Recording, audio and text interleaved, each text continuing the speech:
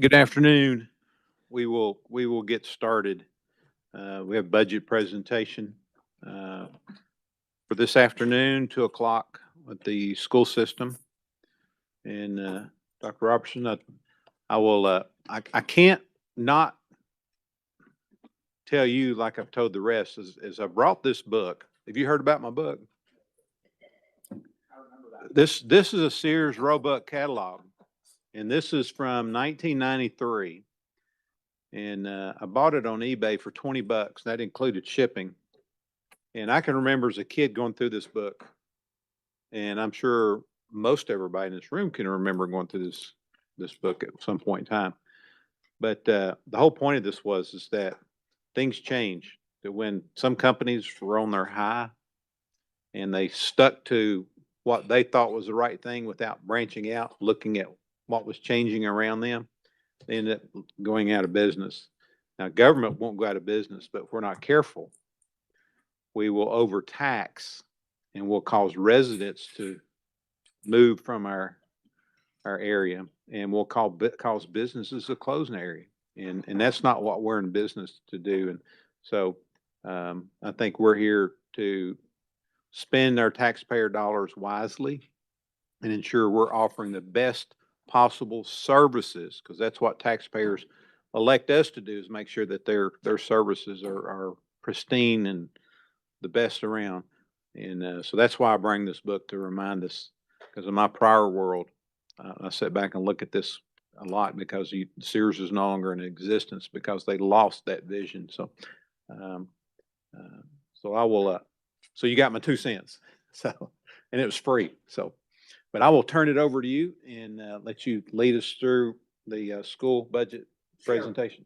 Mayor, Yes, sir. Go ahead, Commissioner. Mayor. when they come before, did you give them any directives in terms of what you want them to share with them? I did. The 3 buckets. And Dr. Robertson, I had a conversation about it. And to make sure everybody knows, somebody's going to say what that is, right? Would you like me to re-explain those 3 buckets? Bucket number 1 is, if you're asking for more money, how's that going to impact the taxpayer? How's it going to impact the students? How's it going to impact the teachers? How's it going to impact overall Hamilton County?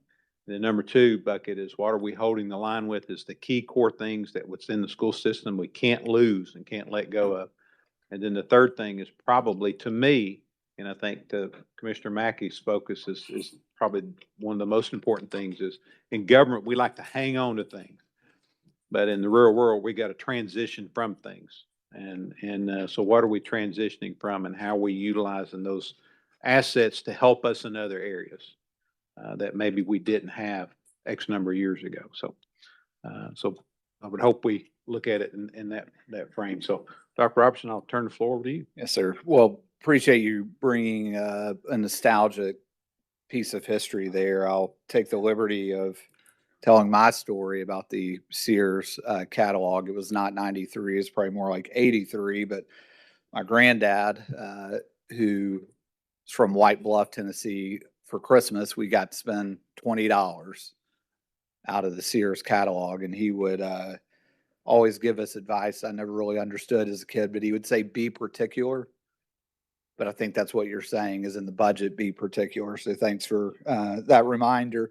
Appreciate our board members being here. We've got 5 of our board members, Steve Slater, Gary Keene, Jill Black, Kritza Jones, and our board chair with us, Mr. Joe Smith. So appreciate their support. What I will start by saying is, number 1, appreciate the opportunity to come and present the budget to you guys. We are presenting a balanced budget that does protect investment in classrooms. To do that, we did have to pull back on some things that we'll get through.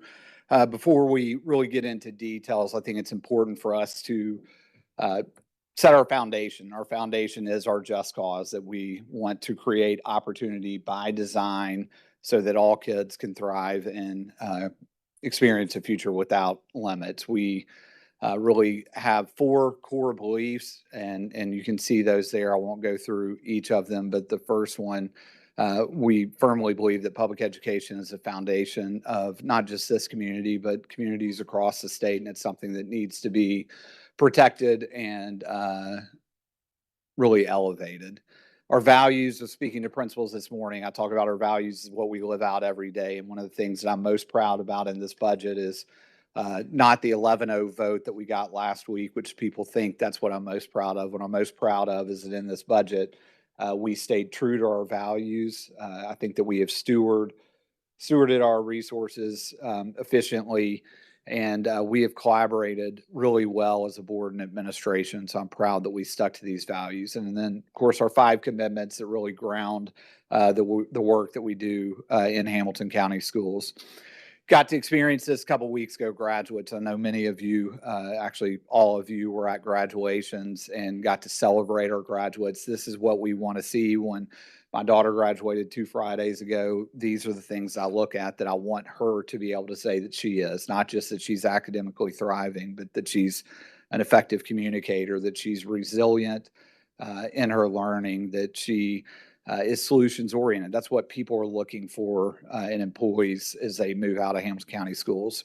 So, quick reminder of our budget and how we budget. I think one of the things that we did really well this year, and it was really at the pressing of our finance chair, Mr. Ben Doherty, we got it started early. And so we've done a lot of work going back to January 12th, where we sat and had a budget work session outside of the school district to really get a foundation set. It really set the tempo for our budget. We spent a lot of time working on this, and then of course had a vote last week on the budget, and we're bringing it to you today for you to vote in June. Want to remind you just of how we budget. We do student-based budgeting, and so this comes really from our change when the state funding formula changed, and TISA really sends dollars based on a similar formula that follows kids and follows by their needs. We do staffing at schools in 2 ways. We have a base formula that is simply based on enrollment, and it's what we believe that every school needs. Second is strategic. That's where we kind of break out based on the needs of kids and send specific dollar amounts to schools that they have a lot of flexibility in how they use those dollars to really serve the unique needs of their schools. One change that we did this year in the base model, we allowed schools to petition to flex positions and work through that process with their community superintendents and our deputy superintendent, Dr. Zach Brown, that when that was appropriate, we would consider it, we would look at it, and we would allow it. And really proud of our school leadership teams of getting their budgets in a good place and really staffing their schools the best way to serve their kids. We broke our dollars up a little bit different this year as we were talking to our board and to the community, basically looking at where dollars go. I think that a lot of times people look at our budget and, presenting essentially a $600 million general purpose budget, think that a lot of that is flexible. It's really not very flexible. About 74% of our budget is in people, 67% of that being in school-based staff. And then we took the school dollars and central office dollars and broke them up into what we have called obligated and managed. And obligated are things that we really don't have choices on spending. So if you look at school obligated, we're talking about things like transportation, custodial services.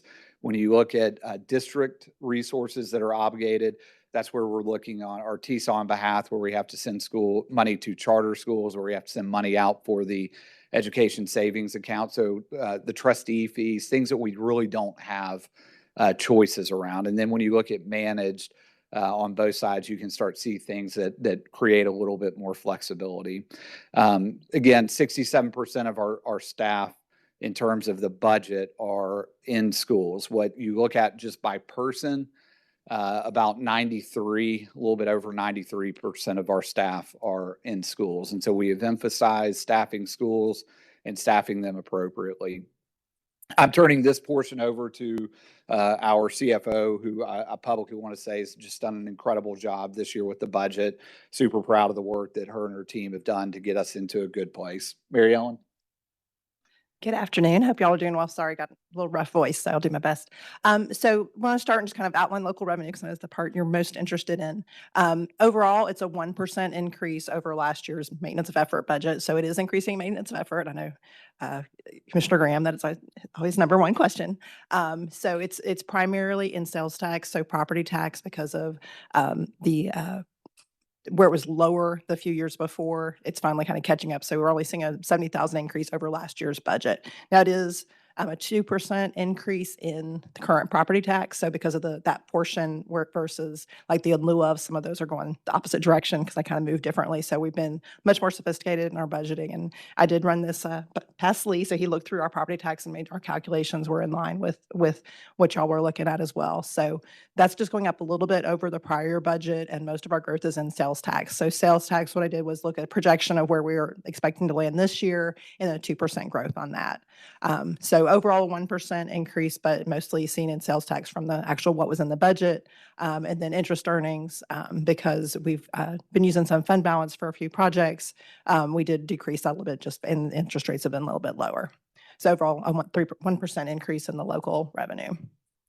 Then we wanted to kind of just refresh you on some TISA things and kind of show how that money comes. So it's generated by the charters, and we do have the enrollments for the charters, the ESSA enrolled students, and then our portion. So you can see how that's developed from base and weights, and then the direct, which the state funds that full portion. And then you can see the portion that's the local share. And so that's dependent on kind of how we compare to all the other counties. And then so overall, we have to all the counties have to put in 30%.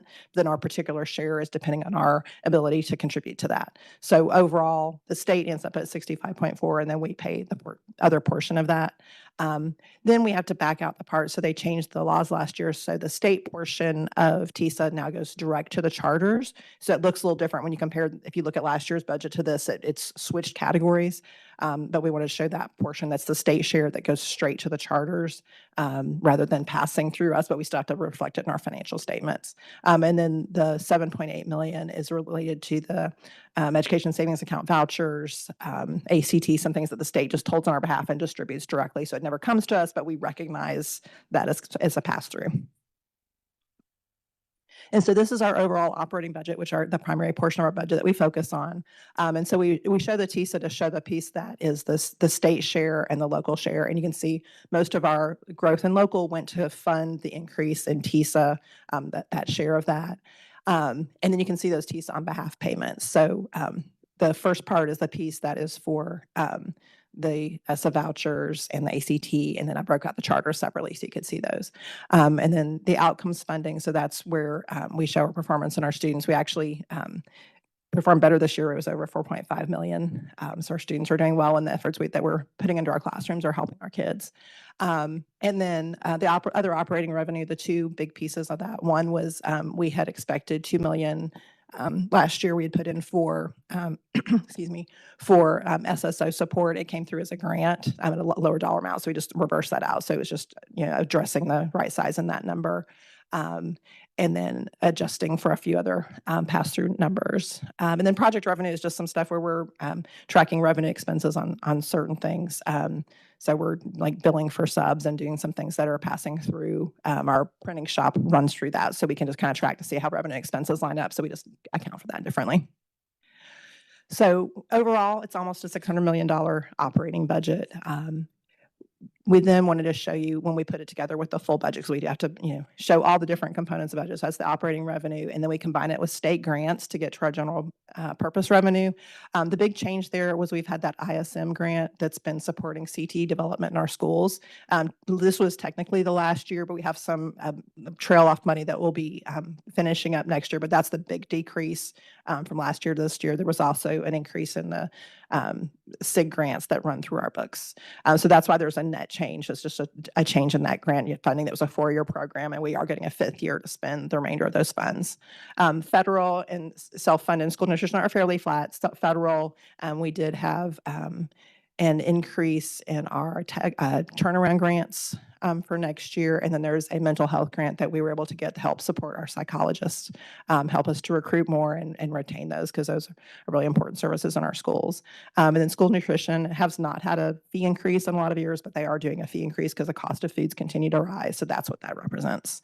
So overall, it's 16 million increase in operating revenue, net of 13 for overall for our full budget for $705 million budget. And then I know this is really small, so if you can see it, and there's a lot more details in your book if you want to dig into a lot of different things. And we looked earlier at how kind of what the spending in our operating budget is, but we wanted to show kind of the change from last year by line. And we pointed out a few things. Again, you can see in the overall funds, you can see that big decrease in CET. So that is from that ISM grant funding. So that's the line that hit. And if you remember, these are the function codes the state requires us to submit our budget and submit it to you in. And then in the other student supports, so again, from our changes in our staffing model, so the schools, we did move student support coaches out of base and into their strategic funding. And then a lot of them kept them as they were. Some split them with other positions, or some of them picked up that support through other positions. They use different ways depending on their needs at their schools. A few decreases in counselors, but that's the major decreases in that category. And then transportation, we continue to see increasing transportation costs, especially for our homeless population, just a lot more need where kids may have to live in a different area from their home school, but we still transport them back to their home school. So the mileage has increased and the number of students that we've had has increased.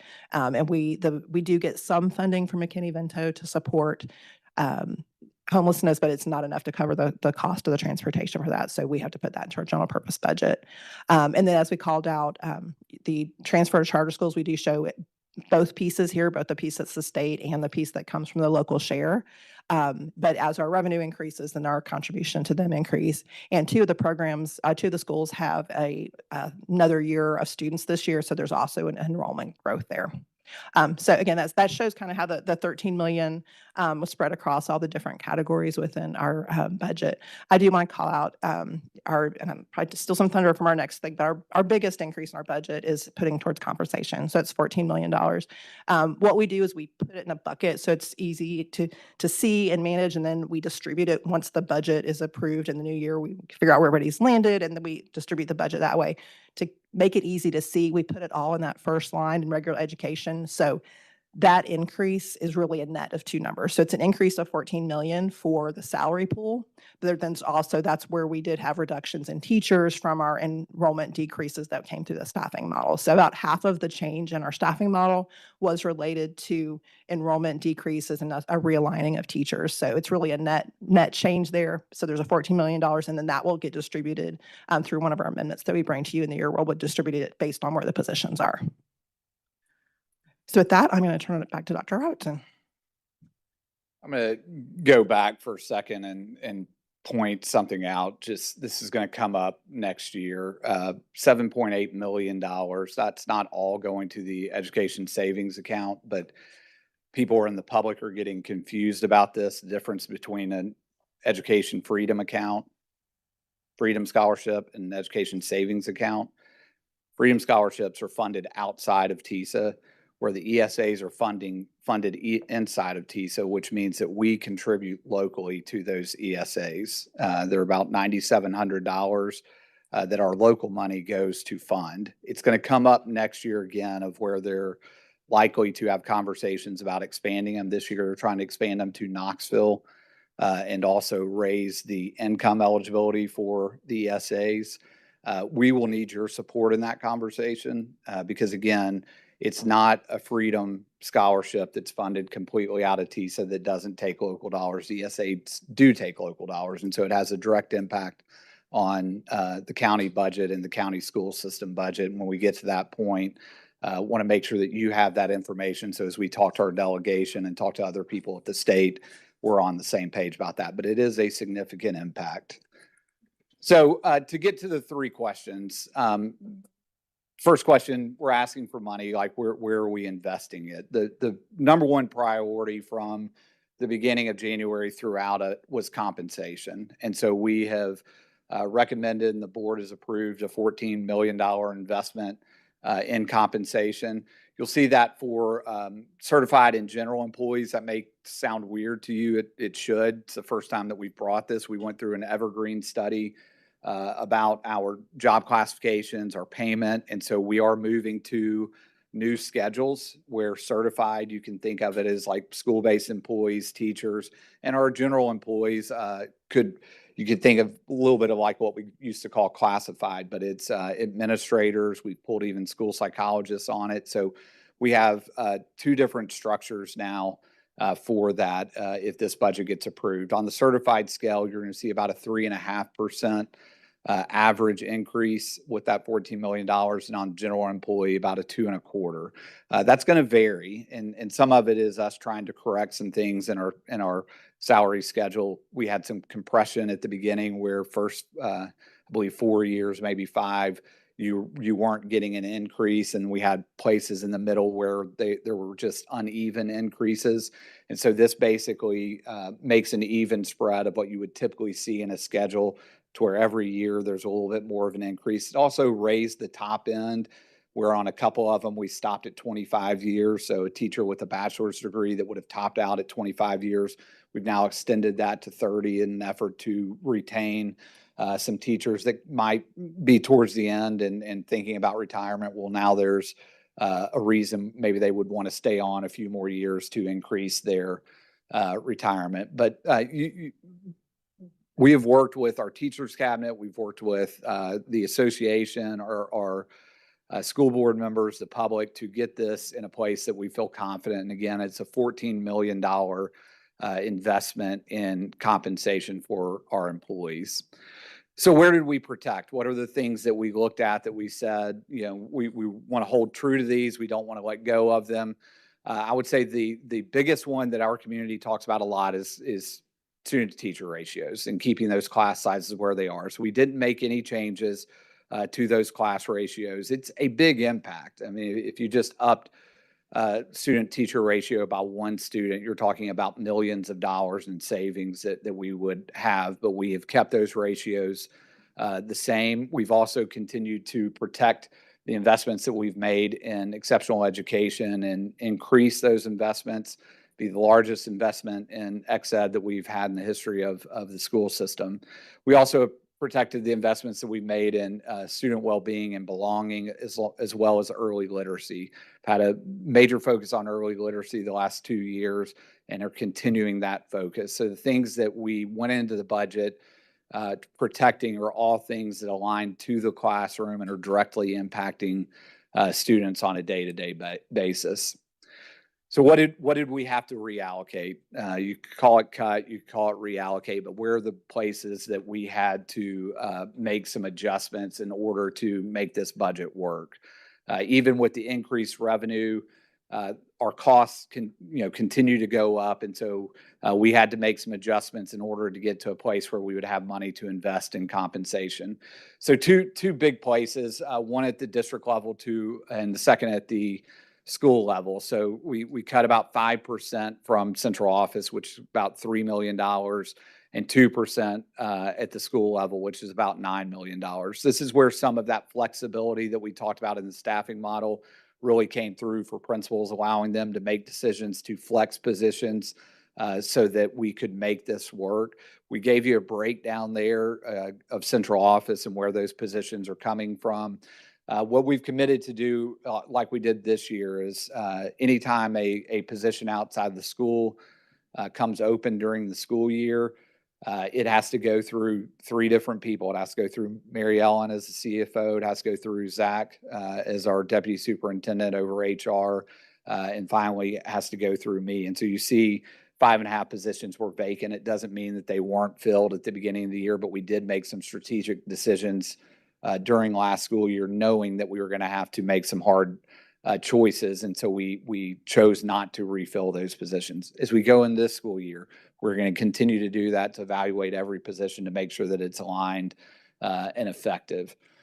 So second areas that we cut, and we broke this into 3. So teachers non-CTE, and we told you we didn't change the ratios, but what we have seen is a lower projection of students. We do staffing based on projections, not necessarily actual enrollment. And so it's a 4-year average. And if you remember, 4 years ago, we had the largest student body that we've had in the history of Hamilton County Schools. That rolled off.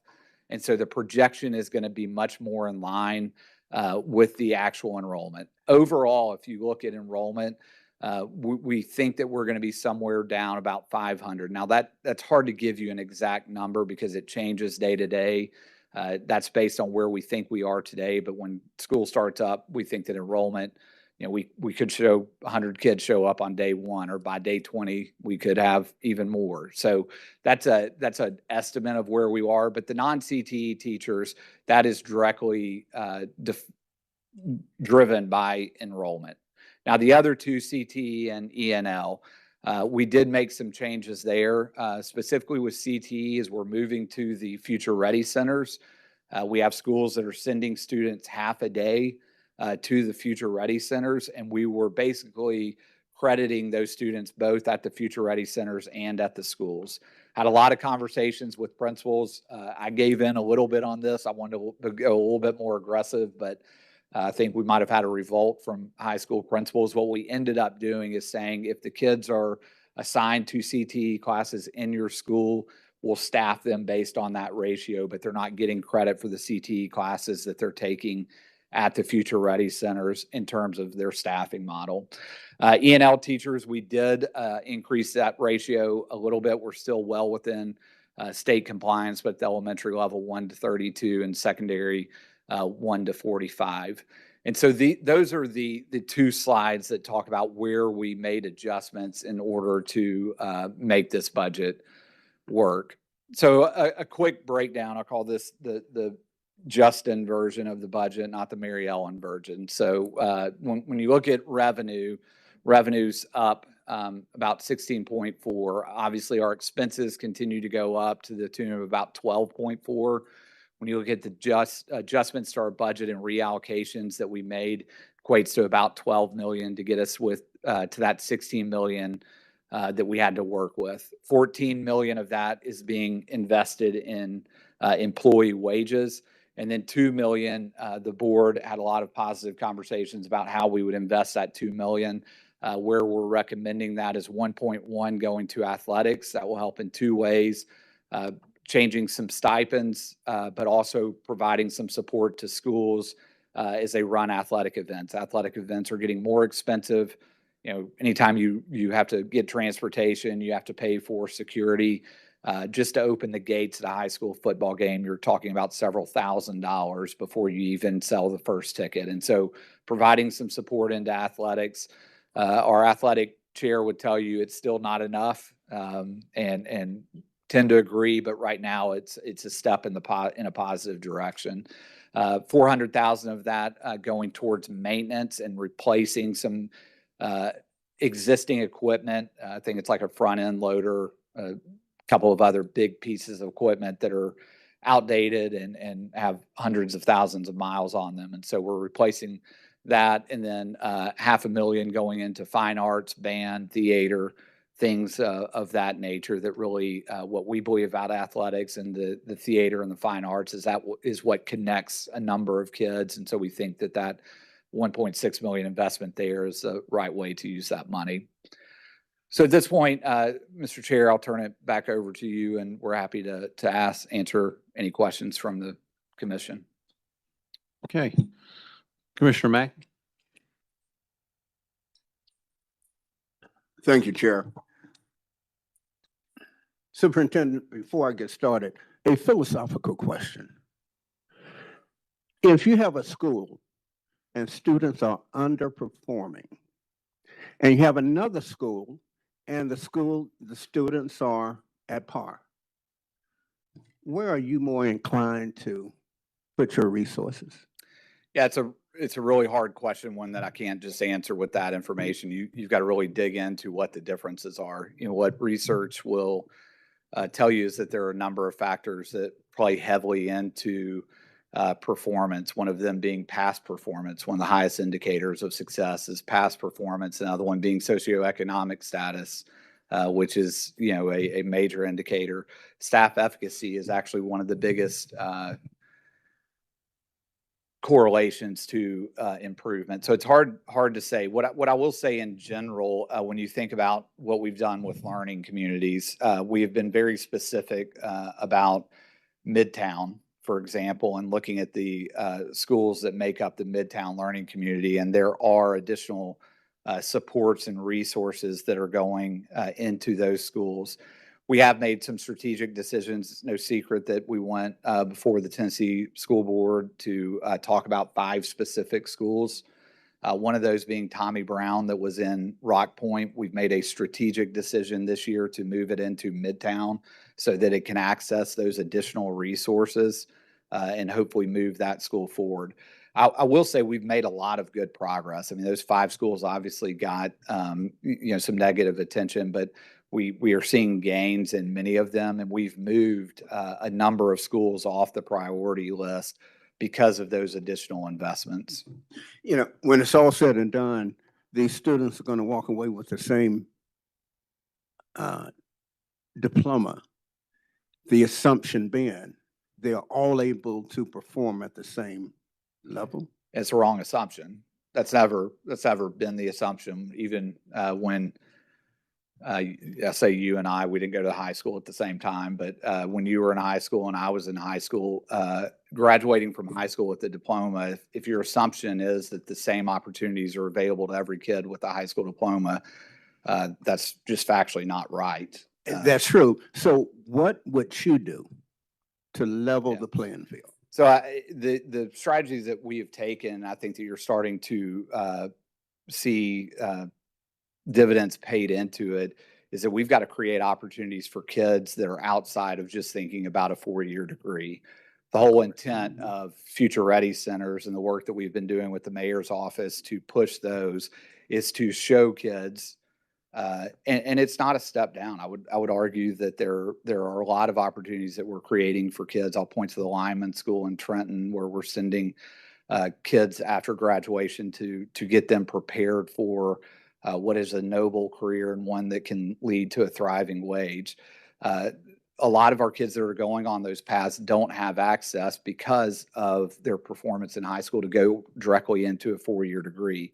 What we don't want to do is pigeonhole kids early and say, you know, you're going on this track, you're going on that track. We want to create the opportunities for them. But I think a big shift that we've made, not just in this administration, I would say that this administration has accelerated that path, but going back to previous administration when we started Future Ready Institutes, is this exact argument of what do we do for kids to make sure that they have a path forward to work that is meaningful, that's needed in our community. We don't want to put them on pathways where jobs aren't going to be there, but will lead to a thriving wage. And what we believe is that that's not only beneficial for us as a system or the kids, but it's beneficial for our entire community. You know, you moved in a different direction, so I'll go there with you.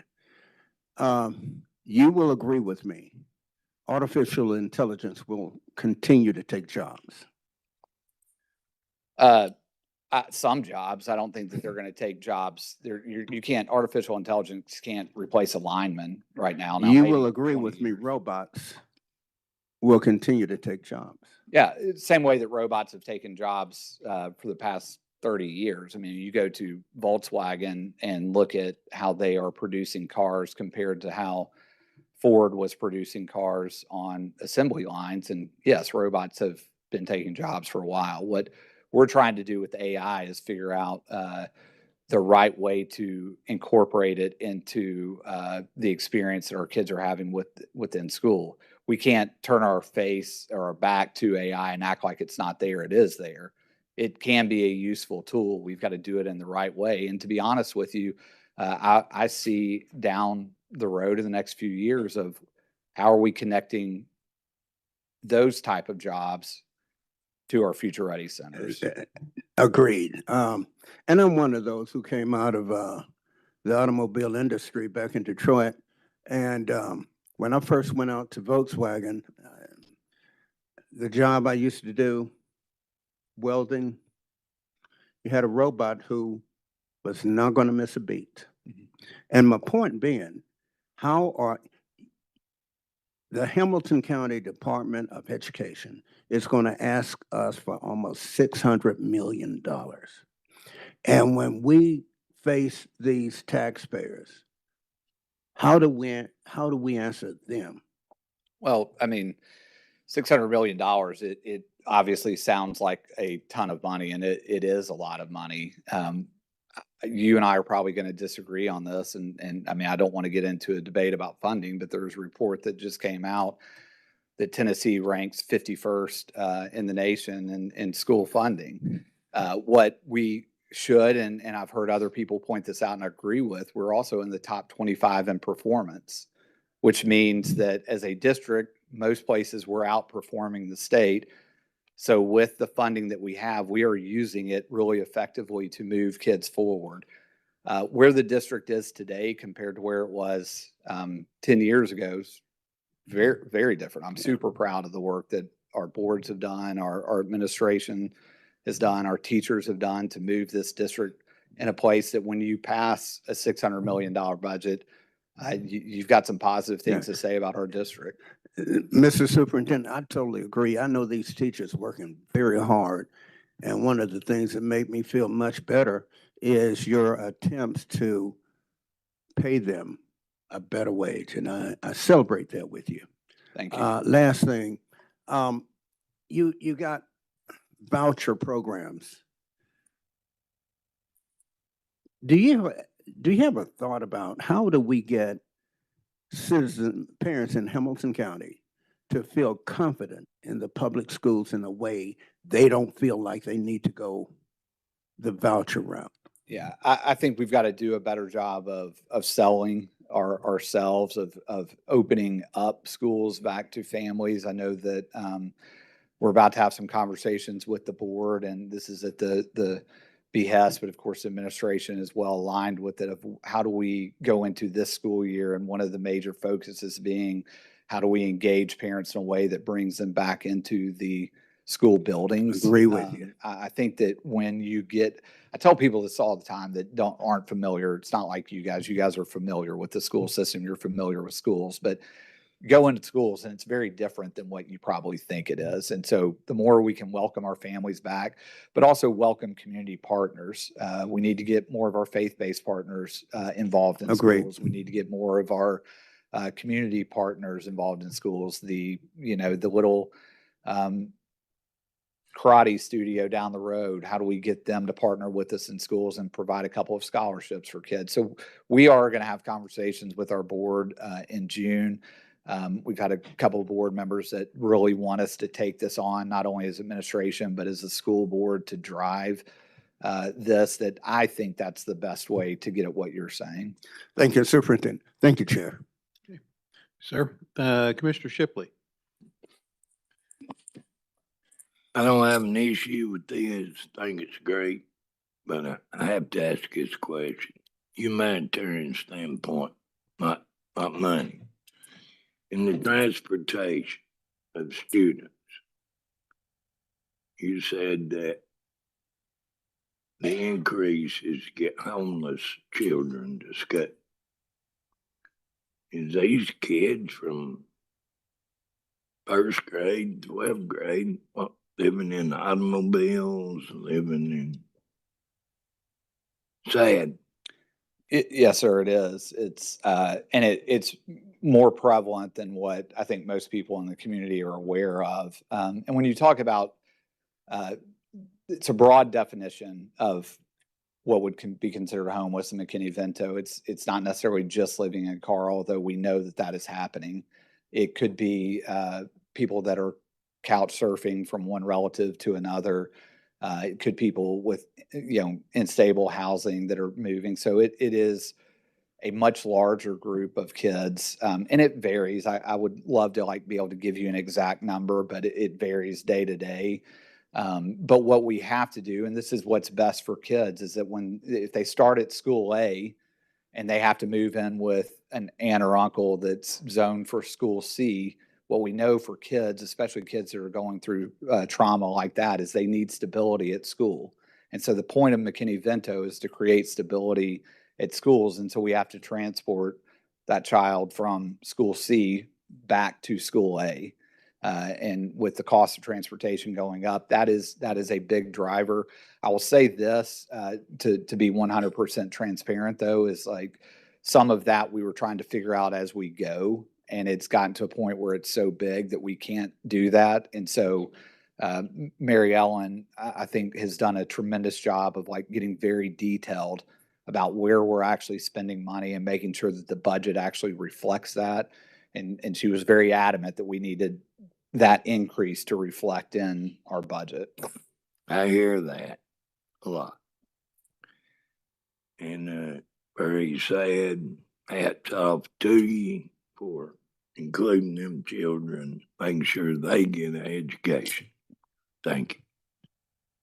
Commissioner Highlander? Thank you, Chairman. Superintendent, thank you for all your efforts and your team. You've got a good financial person, good deputy, and some good school board members. So I know quite a few of them, and I appreciate it. Two or three things.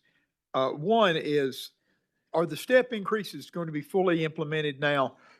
So you're getting on Dr. Brown's I see nerves some with that grins, question. so I- Yeah. So steps are this, I think there's a lot of misconceptions about steps. Right, And so we're moving to a new schedule, and we've done a lot of work with our teachers cabinets, different advisory groups on this. For us to move to this new scale and move someone straight across. So for example, someone sitting at level 20 on the current scale, to move them directly to level 20 on the new schedule would have been somewhere around a $35 million investment. So obviously that's not something that we could do right away. This first step is getting us on the new scales. It's getting people to a place on that scale that they are going to be earning more money than they were. What they won't necessarily see is that the levels are the same. So for example, I may be at a level 15 right now. I move to the new schedule, get my pay increase. We're going to move you up if you're in between the levels, and then increase a level again. I may end up on level 13 on the new schedule, but I'm going to be making more money.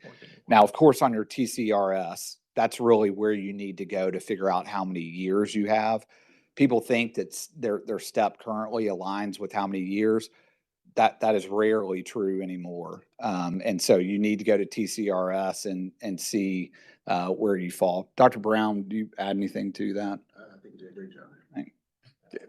Well, I do applaud you all for the 3.5% increase but I'm looking at inflation, correct me if I'm wrong, it's 3.8% this year so far. So, and I'm thankful you're at least fighting it. You're trying to keep up as much as you can, but our professionals are struggling to be behind, just keep from getting further behind. On the pupil teacher ratio, I think you're spot on right. It's essential that you keep it as low as possible. Now, like the K to 3 is 1 to 20. People need to understand that is an average of K to 3. Am I correct? Yes, sir. It's an average, and that is what's in the base formula. And so it doesn't count the investments that they're making with their strategic funds. So our actual student teacher ratio is much lower than that. But what we fund in the base is based on, it reflects that 1 to 20 there. So. I mean, I know occasionally I've seen kindergarten, first grades at 25. And that's really rough. That's rarely, but that's super rare that you would see that. In fact, I think you would see more that are 1 to 15, 1 to 13 than you would ones that are 1 to much better. 22. I've worked with McKinney-Vento. I mean, and it's a good program taking care of the kids that are couch kids as well as abandoned car kids. But does the federal government not provide any transportation for you guys on that? The grant can be used for transportation, and we do use some of that grant, but the grant itself is nowhere near funding what we're required to do. Okay. The athletic transportation is extremely expensive. Yes, sir. I mean, extremely. I know in our neighboring state, Georgia, they provide buses for every athletic event. I don't know if we could afford that or not, but it's a safety factor too. the reason they did that, they had some deaths of children driving other children. Mhm. And so that's why statewide they went to that. So as much as we can provide buses are by far the safest means of transporting young people. Yep. Definitely more than them driving each other. So as much as you can do, I very much appreciate that. The coaching supplements. In the past, we've always felt that our coaching supplements were pretty good. Are other people passing us up now? I wouldn't say that other people were passing us up, but we have not revisited those coaching supplements in almost 30 years. I mean, they're the same coaching supplements that have been in existence since the merger. What we're really looking at is, and I may get the numbers a little bit off, but you look at a head football coach that's, at a 0.2, and then a baseball coach that's, having to cut grass, line the field. I would argue baseball and softball coaches are spending more time than most on field maintenance, and those stipends are, at a 0.15 or something like that. And so we're trying to close the gap of some of the what probably were considered minor sports, 30 years ago, but today take a lot of time and a lot of effort. So trying to fix some of that is really what the main part of what we're talking about. And then there is conversation. It's not going to be in this fiscal year, but conversations about do we need to move to a flat rate or stick with the escalator that we have. The flat rate would help when you're hiring young coaches, but in retaining coaches for many years, the percentage is definitely an advantage for retaining coaches. 20% is not too much for a head football coach, but I dare say for a cross-country coach, 2% is not very much money. Right. And those are some of the things that we're trying to fix is, again, what we say minor sports. Okay, well, thank you for that. Yes, Please sir. call on me if I can be of help. Thank you. Commissioner Graham? Thank you, Mr. Chairman.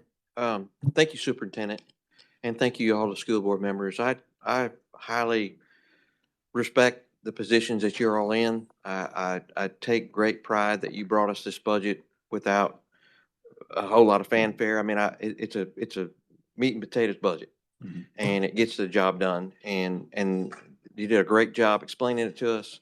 I didn't know there was a coach stipend. I've been coaching now for years at the elementary school, and I hadn't got a stipend, but and we're race car drivers. But no, I just wanted to say that you all have a very difficult job, as do we, when it comes to finances. And there's no magic wand that we can get everything we need or wave the wand and make everything work. So we have to make it work within the means that we have. And you all have brought us a budget that reflects that. And the fact that we're able to work together, and I truly believe, I've been doing this for a minute. I truly believe that we've all worked better together lately, or in the last few years than the school and the commissions ever worked together. So, and I take pride in that. I really do. I take pride in that. So I thank you for that, and I want to thank the school board members as well, because ultimately we're all working with our school board members, but we're all working as a team here, and at the end of the day we got the same goal. There is one more question. Most of my questions have been asked and answered, but I did have one more question that wasn't. You brought up population. So we're going to finish this year out with 42, 44. I mean, how many Yeah, thousands of just kids? over 44,000. Okay. And that was projected at that or? Yeah. So again, the projections are different than actual enrollment because the Right. projections take that 4-year average. We over projected this year, which we knew. When I say this year, FY26, we knew that we had over projected, but we didn't want to pull those resources out of schools. And so we've been working with schools all year, talking about where we were seeing trends going down. The actual number of kids is I would estimate somewhere around 450 to 500, and that's across the board.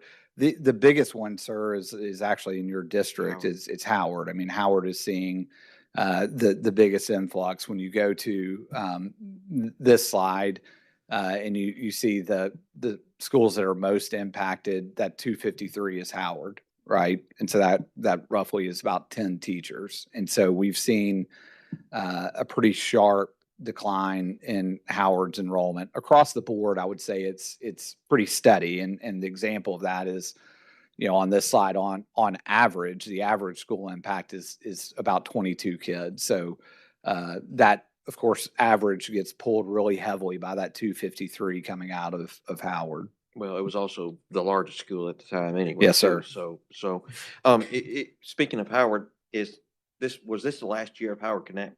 It was, yes, sir. So that'll change. It does. It opens up that portion of the building. I think we need to have some conversations just due to the decreased enrollment that we'll plan to bring to you guys later this summer, and having some conversations with school board members about what that might look like in terms of highest and best use. But we definitely are looking at that and figuring out what's the responsible thing to do there. Yeah, and we talked about that. I knew that's what you were doing. I wasn't trying to get you to divulge any top secret information. Trying to get me in yet. trouble. But yeah, right. But I just wanted to, I just clearing up that I thought Yes, this sir. was the last year of Howard Connect. Yes, sir. Well, thank you. And thank you again. Thank school you. board members. Okay. Have no more lights for budget, but Chairman Smith. Thank you, Chair. Dr. Robertson, thank you. Not just for the time here today, but thank you to you and your staff for all the time in doing this. I know budgets like this are a year-long process. They're not just an hour-long presentation. So very much appreciate you and the entire school board bringing a balanced budget for this body. Really do appreciate all the work that you get out of the funding that you do receive as well. To the point you made earlier, it's not lost, certainly not on me, and I would expect it's not lost on anybody else. What you've been able to do within the school system and how you've been able Thank to you. lead that and get so much work done, and with the support of the school board. And then I'd be remiss if I did not further acknowledge the chair of the school board and my counterpart out in Hickson, Joe Smith. This is your last budget, sir, so I'd like to congratulate you for that as well. But to also thank you for all the years that you have dedicated, and I know you're nowhere done, but all the years you have dedicated to the kids in our community, no matter where they are in our community, and then serving in a role as you have, leading this school board and through some pretty tough times as well. I appreciate you and all of your diligence and all your continued work to support our kids in our community. Thank you, sir. Colleague corrects most of the gentlemen. She's gonna go out with it. Yeah, I point to, Kritza Jones has been a huge advocate for this system, and her 12 years might have been the most tumultuous and difficult 12 years of just not just with the school system, but obviously some really difficult circumstances. And she's led with what I call tenacity and grace, and those are two hard things to put together, but she's done a tremendous job. And Joe, I'm sure he'll get pulled back on to some other board or something else, but we Yeah. appreciate both of them. And again, to our board, I think our board this budget season committed very early to working together in a thoughtful way, and committed very early to making some hard decisions. And no budget is easy, but this season, I think you probably saw a noticeable difference between last year and this year. And it's a lot of that goes to our school board, and a lot of it goes to Mary Ellen and her team. Yeah, without a doubt. And Kritz, I was not overlooking you, I promise. Just Joe's always good at getting out there ahead of everybody else. We do appreciate your service, and not only the time you spent on the school board, but then you just weren't getting punished enough, so you went to work over at the city, just to continue getting beat up every day, I'm sure. But thank you for your continued service to the community as well. It is not overlooked. But thank you, Dr. Robertson. Thank you, Chair. Commissioner Highland, do you have something else? Hey, just real briefly, Dr. Robertson, you need to hang on to Mary Ellen. She is a jewel. So I've worked with her. You have some great folks on your staff, but she does a great job. I was on school board with Mr. Joe and with Ms. Kritza. And I tell you what, those two people have more heart for kids than you can imagine. I was with Dr. Kelly when we had that horrible, horrible tragedy at Whitmore, and I was there within 50, and I will be honestly tell you, I bawled my eyes out. I cried, but I'm going to tell you, Caritza, I was down in the hospital and Caritza counseled with those families and she did such a good job. My heart went out. It caused me to pray for her and her family every time I go by her church. She did a good job. And Joe, I tell you, you got a great heart for kids. And all the other school board members are coming back. Thank you too. But I mean, those two, I love you both and I pray for you and I appreciate you and thank you both very much. Thank you, Chairman. Closing, great job. You answered the questions I had as you went along. Thank you for the 3 buckets. I think that put a lot of clarity for us up here to know that this is what we're investing in. I think your investments into the teachers front line is perfect. So thank you for that investment. What you're holding the line with was clear. And what you're transitioning from, those are the tough decisions. And I Yeah. think in government, those are some of the toughest decisions we have to make because, you know, we get paid to add a service back to the taxpayer. And in schools, it's no different. I mean, you're offering something to educate our kids and be a part of their education. And it gets more and more and more, it seems like every year. So thank you for, thank you for the 3 buckets. Ms. Jones, thank you for your service to our county, to our community. Has not gone unnoticed and thank you from this board and from me personally. We appreciate you. Chairman Smith. Yes. Oh, the other one, okay. Chairman Smith, number 1. I love you, brother. I think the good Lord above has called you, and you have lived that calling, and you will continue to live that calling. And I am in your corner, and whatever you need, I am just a phone call away. But I've been honored to work with you, and we've not agreed on things. That's okay. That's life. The disciples didn't agree on things, you know it. But when it all came down, they still served the same Lord. So appreciate you and appreciate your service. And if there's anything I can do, let me know. But proud of you. That concludes the school budget. So Dr. Robertson, thank you. Thank you. Appreciate it. We will begin the general government part of the school budget here in about 2 minutes, 3 minutes.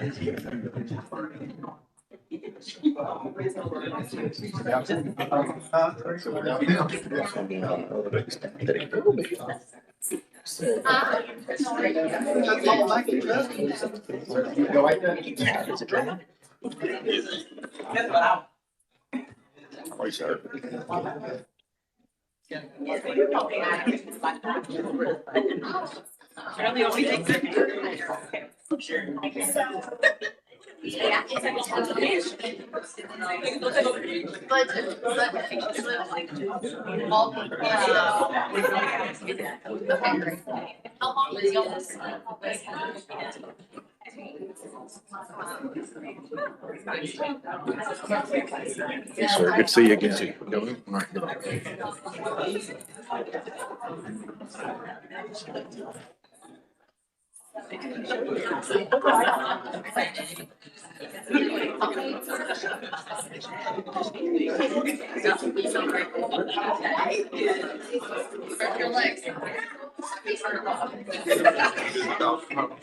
I'm one leg on the stool, sir. You chicken is it's on the grid. I'm the one electrician. I'll me. I'm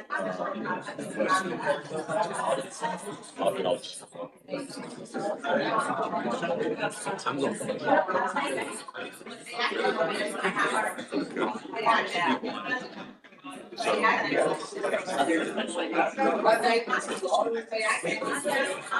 we've got that explanation. I was gonna highlight that. I'm basically saying general fund, there's two things I want to. It goes into what is. Below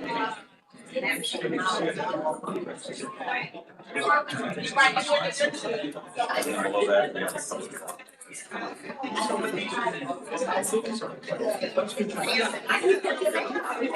Do that.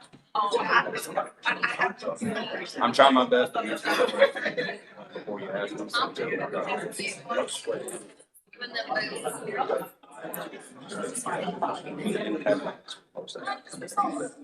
Hey, that's a great question. It'll take me an hour to answer. I mean, there's only one now.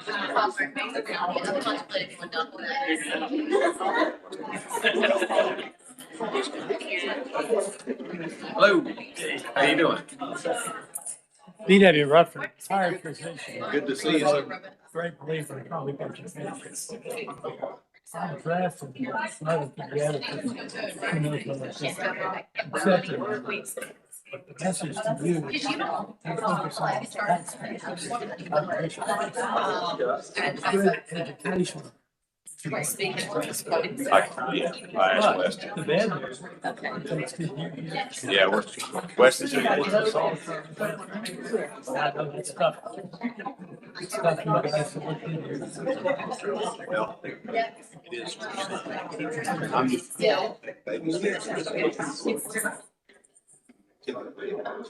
Really good. And not. Change that paradigm. Turn a little bit. That's what I did. Shift that. I bet that customer. I got elected. And somebody.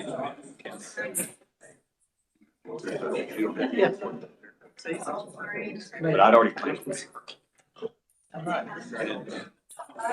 And again, I mean, it's human nature. It's hard to sacrifice for the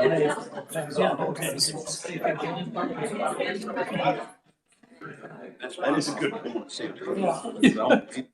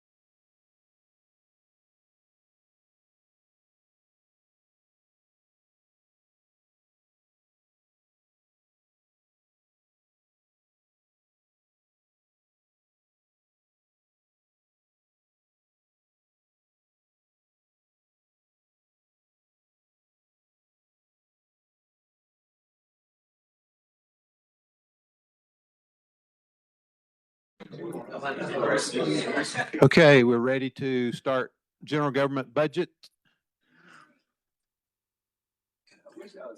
I get the commissioners that are here in place. And Mayor, we will turn the floor over to you. All right, I do understand that I'm now standing between y'all and a pre-commission meal. So I'm gonna be efficient in our budget presentation here. Even though there's only 4 of y'all, I hope your numbers mount as I get going. I can extend my introduction. Now we've got 5. What's that? They can hear me back there. That's right. Well, first, let me start by saying thank you to the budget chair, the finance chair here, Commissioner Eversole, for a series of hearings and budget conversations leading up to the budget that I thought were productive. As always, the budget staff, which is really often unseen and underthanked, does great work. That starts, really right after Christmas. The budget becomes something that we all begin actively discussing in spring, but it's something that's being worked on by department heads and the budget staff and the finance staff much earlier than that. And as we'll describe here over the next half hour or so, this is a budget that was difficult to make balance, but we made it work in a way that we think, certainly did not make everyone happy, but that we think will allow us to continue delivering county services at a high level in a way that's respectful to taxpayers. But as y'all know, department heads and administrators in our office works closely with both Lee and Vonda down the stretch here. Just so you have your expectations are accurate in terms of how we're going to do the budget presentation this year. I'll summarize some things early on in the presentation. I'm going to turn it over to Lee Browner to talk about revenue and some other considerations. Chief Roddy's going to go through a division by division breakdown of the budget, and then I'll come back up to discuss a few specific items, including some investments in infrastructure and some debt service projections, and also to discuss the hotel motel fund, and that'll wrap us up. So with that, I don't know, am I in charge here? I've never done this before, so bear with me. Here's just a kind of timeline of what to expect. This is subject to change by the chair of the commission, but this is a timeline both for the public and just a context for y'all about how this process comes together and when we expect for the budget to move forward to approval so that we move into fiscal year 27 as the state expects us to. A reminder of the funds that are budgeted that are included in the presentation here. And then we'll start here and just in terms of what you'll see over the next half hour and what you all have seen in the full budget book. It's the 4th year that I've been able to bring a proposed budget to y'all that does not have a county property tax increase included in the revenue numbers. That's mainly because Commissioner Graham said that he wasn't supporting one at about every other meeting over the last year. We took instructions there. We were able to squeeze out a 2% raise across the board to county employees. If you'll remember, it was only 1% last year with a small bonus. It's 2% across the board. And then I wanted to put in context the new revenue and how it was allocated. The vast majority of new revenue, modest as it is, ends up being allocated to public safety. If you add together the sheriff's office, EMS, volunteer fire, juvenile detention, emergency management, 911, you're talking about $4.8 million of new revenue that's being allocated to those various agencies. And then we can also certainly, if you have any questions, we can clarify that this is the first full budget year for the OPT team that we're quite proud of that's entirely funded by opioid abatement funds provided by the state to us to be good stewards of. Another significant priority in this budget coming together, even though it's revenue neutral, it's a significant change based on actions taken by this commission. Commissioner Eversole worked with us to outline what a county planning department would look like. MOUs and the day-to-day operations of that planning department have mostly been worked through. Services will begin on July 1st, first day of the fiscal year, but that department is entirely planned here. One of the only unique features, if you will, of this budget is funding being provided in collaboration with the school system for 3 CTE career advisor positions. I think these are positions that all of you, all 11 members of the commission, if I were to project out 6, 8 months from now, I think these are positions you would all take a lot of pride in. One of the things we've been able to work on together that really does represent the partnership of the county commission, of county general government, and the school system is where education meets economic development. A whole lot of the different considerations of this body throughout the year are on different economic development or workforce development matters. And these positions are recognizing that we've made historic and new investments into career and technical education with the opening of Franklin Roberts. If you look at the way that the school system is going to route students to that school, in addition to Harrison Bay Future Ready Center and North River Future Ready Center, every student in high school in the county would have an opportunity to go a career and technical route. To maximize that investment, we pulled together a CTE advisory task force. And one of the recommendations that came out of that task force was for there to be a person in these schools that are connected to industry. The reason I say I think all 11 of y'all will find this model and even just these 3 individuals to be valuable to y'all is imagine how encouraging it would be for us to know that person and to watch students from North River Future Ready Center, from Harrison Bay be connected, for Hamilton County students to be connected right into the workforce, not just upon graduation, but also for co-op opportunities during and what we call in modern times a work-based learning opportunity. We see a lot of potential there to make sure that the investments we're making on the public side are connected with the needs of private industry and the major employers in our community. The last thing, much less exciting, but it is just a reality of this budget, unfortunately, just like last year. Most of our new revenue goes to the rising cost of health insurance. This is probably one of the most frustrating realities in America today for any employer, and Hamilton County is a large employer for reasons that Lee Browner can dive into further as we get further along into this presentation. We've allocated a little over $3.6 million additional over last year just to health insurance premiums. We've made the strategic decision while county pay in many departments is not as high as we want it to be. We are proud of a strong offering in terms of benefits, particularly health insurance benefits. And so we've made it a priority over the last 2 years to keep employee premiums to a minimum.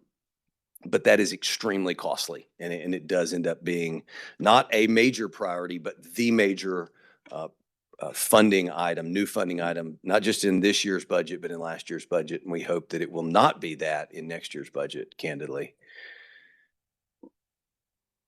This is a big picture look at the budget with the school systems represented there at $705 million. Our proposed fiscal year 2027 budget tops $1.1 billion.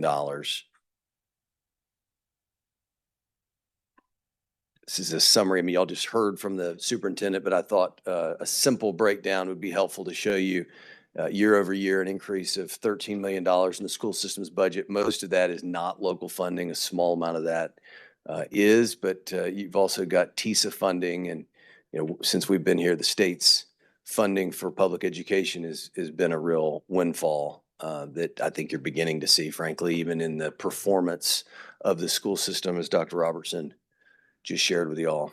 Now we're flying blind, isn't it? Well, we'll all take a break here for a minute. That's visualized local revenues versus total budget of the school system. And then this is this is what we think of as the general fund budget. $338 million, a $6.6 million increase over last year. Unfortunately, as I turn it over to Lee Browner, that $6.6 million is not as simple as we have $6.6 million of new revenue to allocate. There's a government accounting trick in there that I'll let him explain, and then Chief Roddy will take over, and I'll see you guys in a minute.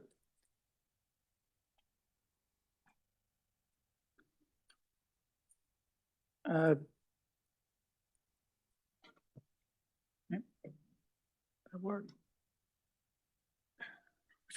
Which button did you hit? The enter? Oh, okay, we'll go with that one. Yes, as the mayor said, there's I wouldn't call it an accounting trick, but I do want to go over the revenue increase in our budget of $6.6 million, which is about 2%. Just real briefly going through that, the major drivers of it, we have property tax growth of 3.4 million, sales tax growth in the unincorporated areas has come in better than we were projecting and seems to be consistent. We had a net decrease in federal and state grants, but again, the piece that I do want to talk to you about is there was an accounting entry for leases. And basically, the way that works is any new lease, the $1.8 million is related to new leases and subscription-based IT agreements that will begin in fiscal year 27. This revenue is offset by an equal amount of expenditures that government accounting standards require us to budget for and account for in the annual report. We have to record these agreements as if we're purchasing the assets on these that we're leasing and incurring an obligation. And therefore, it's not really true revenue. So again, saying 6.6 million is available for new operations is technically not correct. 4.8 million would be the correct amount to say. And again, it's an unusual adjustment this year as a result of a lease approved in September of this year, or September of 25, for EMS equipment for mainly cardiac monitors and automatic external defibrillators that we did that will go into effect July 1. So it appears as if we're getting $1.8 million of revenue, which is the value of that lease, and $1.8 million later on, you'll see in expenses, but the reality is that's just an accounting entry that we have to make. So probably a better big picture would be this next slide, where again, if you look at our budget, we've got, starting with the increase that the actual numbers of 6.6 million, if you pull that 1.8 million out, the real amount of revenue that we've got available to fund operations and improvements in operations is $4.8 million. Then kind of, again, staying on a very big picture basis, what we tried to do, one of the mayor's priorities was to try to give employee compensation increases, somewhere along the way, to at least match inflation if we could. I know we did not get there, but this budget incorporates 2% raises, which is a cost of $2.5 million. And again, maybe the unsexy or whatever you want to call it, expenditure that we have to do is for health insurance premiums, which we had to increase that. And we'll go through that later on in a slide in further detail of why we had to increase our health insurance premiums 10%. So just including those two items right there is an increase in expenses of $6.1 million, which equating that against the revenue growth for operations means there's really not a lot of money left for any kind of new initiatives or major improvements or major new programs available for in this year's budget. Kind of zipping through that, again, stepping back to the 30,000 foot picture, you see that we've got graph of our revenues by source. And again, it's probably no news to anyone that property taxes is the main piece of revenue for us. It accounts for 59% of our revenues. Sales tax and other taxes is about 9%. And then we have intergovernmental revenues is probably the other major piece, which is grants and other intergovernmental revenues that we get. And that basically, that's a pie chart that just basically breaks out the source of our revenues. The next chart is basically the source of where the money goes. And again, no surprise to anyone, salaries and benefits, like for just about every government or the major expense that the county has. And this is 57% of our budget is for that. Another huge chunk that you can see for transfers to other funds of 17% of the budget. The vast majority of that is the general fund funds the debt service fund, which provides payment of principal and interest on all of our debt. Going back to some of the main operating costs of us is 57% budget. Without repeating myself, this year has a 2% raise, cost of $2.5 million, medical insurance, $3.7 million.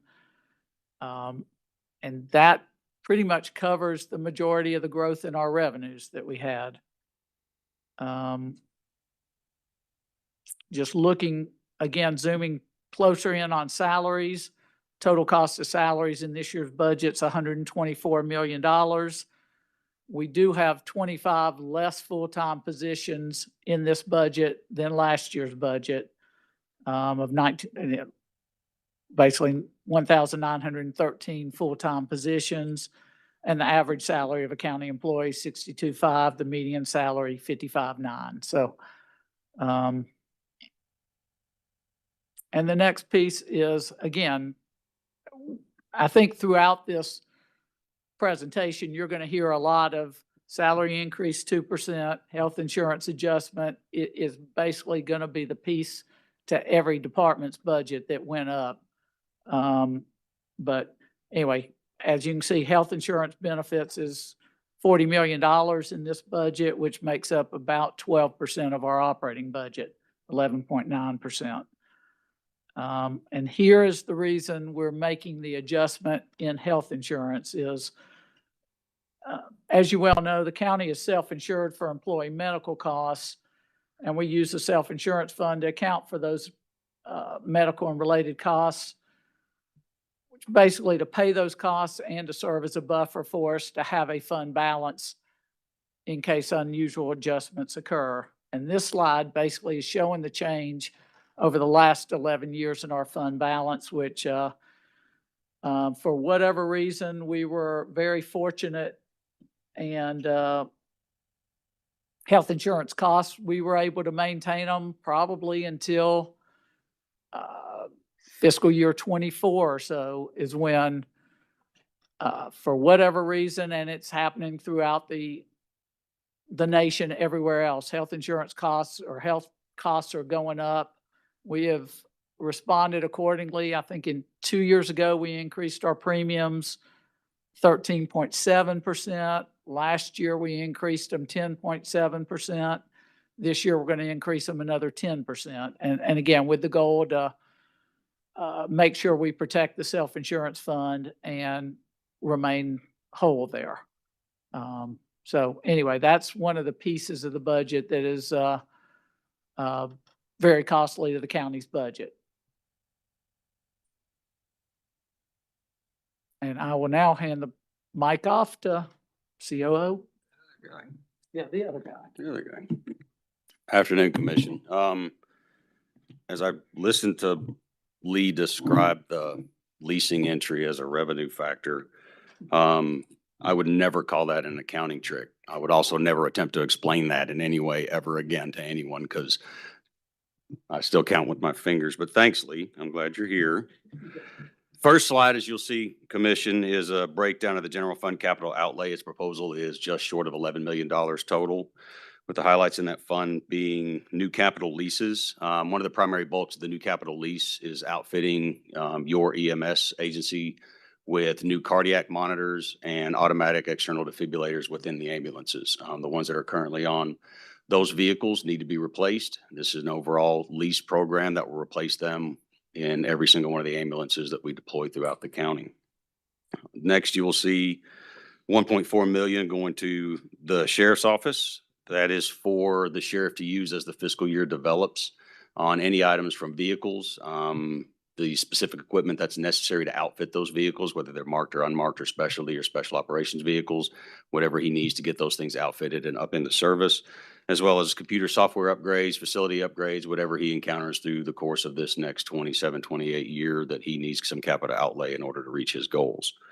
You'll then see information technology equipment, just a little over $1 million. The majority of that is going to go into different upgrades and maintenance for switches, servers, and most importantly, cloud redundant backup, with the focus of IT Director Combs and his number two, Raul, focusing heavily in conversations we've had over the last year to make sure that our infrastructure and security is where we need it within our IT department for the entire county. So that's where the bulk of that capital outlay is going, is to make sure that we are maintaining the level of cybersecurity that's necessary and that we expect. We have contracts on existing leases for total vehicles through county government to the tune of 1.4 million. Parks and Recreation has $910,000 allocated. That is a 50-50 split between us and City of Chattanooga Parks for various capital projects, focusing majority around the River Park and Enterprise South is the $910,000 you see listed there. You then proceed farther down into the courthouse. You see audio-visual updates to the tune of $874,000. In all of the courtrooms in this building, as well as all the courtrooms in the courts building across the street, it is going to be a revamp of the production AV equipment that's used in court testimony, technology, everything else, also including the commission room. A lot of the equipment that you see in the courtrooms and in here, we've done the cataloging on it in IT, and some of them are coming up within about 8 years of service already. Technology is starting to jump the ability of some of what we have. I did not plan for that to shut down in the middle of this presentation, but I thought that was very timely, so I wanted to point that out. Thank you, Brooke. So we can get some of those things that do happen inadvertently taken care of and get our systems upgraded throughout all the courtrooms as well as in here. We have replacement vehicles. That's an 80% grant funded for $705,000. That is a continuation of a third-year grant relative to the EV purchases. If we can get you some more numbers as to the total distribution on those, so I won't go all the way down that road. And then speaking of roads, the last line is $600,000 for the highway department. That's going to go into heavy equipment purchasing for Brandon Marrocker and his team, so they can make sure that we are ready to either do maintenance or whatever else we have coming within highway projects coming in the next year. If you notice on the next slide, this is the general fund budget by division. It's broken down within each individual one. As you'll see, the majority of those coming up, there's an individual slide on each one of these that outlines what those increases are to a degree that we can go into here today, sirs. Next slide, in the independent offices, I will point out on this slide, and you will see it on all the subsequent slides, towards the bottom, you will note where it says includes employee raises and then a dollar amount, and then health insurance increase and a dollar amount. We've carried those over on all the subsequent slides, not only for you all to see individually what's going on in each one of the departments within county government, but so the general public and the media can understand when we're talking about, when it talks about those increases. But in the lower box where you see, and I assume that's green, since I'm colorblind, I think it's green. Not sure who put green in there, but I appreciate that. Is it outlines what we're talking about with the title above it. So when it talks about independent offices, if you notice in the box below, it includes multiple departments headed by an elected official and or an official independent of the mayor's office. You will see that same explanation or list of individual offices or entities that roll up into what we're talking about on the slide. So there's no confusion about what that funding stream is going towards for the general public that may not be as familiar as you all are with the county budget. On this one, talking about independent offices, there's different items relative to the election commission for 358 juvenile court detention unit. I will speak to that is they had requested a staffing increase for safety and coverage issues and workforce issues within juvenile detention. So we're going to increase them by 2 FTEs in the coming year so they can make sure that we are adequately staffed within the juvenile detention unit. Do see increases relative to the criminal court clerk and the juvenile court. That's a grant that's 100% funded. In the next slide, you'll see the unassigned departments. Again, it's listed down below in the green box. That is a total expenditures of roughly 86 million, with a lot of that going towards the capital outlay, which was discussed a moment ago with Lee Browner's explanation on the new lease and IT agreements, appropriation to Hamilton County Schools for CTE positions, compliance department as a new cost center, and then the debt service appropriations, which you're going to have Lee Browner give you a better explanation coming up after me, what we're talking about in the debt service area. Next is the finance division. Total expenditures roughly 12,852,000. Major changes are a partnership with GIS in the city of Chattanooga for 867, the accounting department, and then the roll down numbers that you see below it that exist on all the slides relative to the dollar amount of the employee raise and health insurance increase. Next slide is the public works division, totaling roughly 52. Major changes are the planning department, which is a new cost center, which is totaling $917,000. You do have the highway and associated departments of 636, which a breakout of that 636,000, actually 98% of a portion of that is entirely funded by the state. So upon request, we can break that 636 down. It's not all 98%, but some of the dollars in that are only 2 county dollars for every 100 because the state is assisting us with some of the highway and associated department funding. And then the regional planning agency, you do see that decline of 899 that's being reallocated within the budget for the planning department. Next is health and social services division with a total budgeting line item of 26,883. Major changes is the reduction in force of the dental health application, Ooltewah Health Clinic, and community services, as well as some supported agencies that are coming into that, which supports the decision. And I can give a longer explanation if requested on the supported agency funding towards Clinica Medicos, SEMPA, and United Way. So I think we're doing questions at the end of that, or I can do it now if there's a preference for that. Roger that, sir.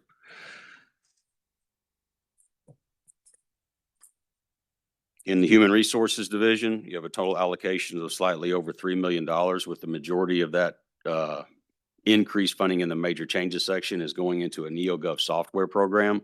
This is going to standardize a process that HR that I think has struggled with for some time.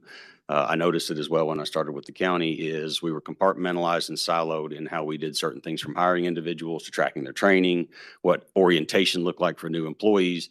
This is a single stop software package within NeoGov, which is the current platform that we use. We're just going to increase the funding line into that contract to increase the use of certain modules within NeoGov.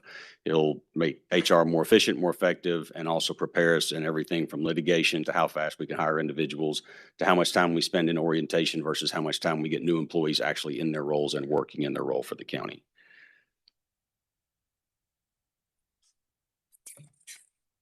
Next slide is the Public Safety Division, which is just over 39 million, with a lot of your major changes being the 1.4 million towards emergency medical services, which again, that comes into raises, medical costs, the cardiac monitors and the AEDs, which I mentioned a moment ago. But also wanted to highlight some of the cost in that major change increase is going to be the fact that your EMS unit is now one of only 5 EMS agencies within the state of Tennessee that will be transporting whole blood.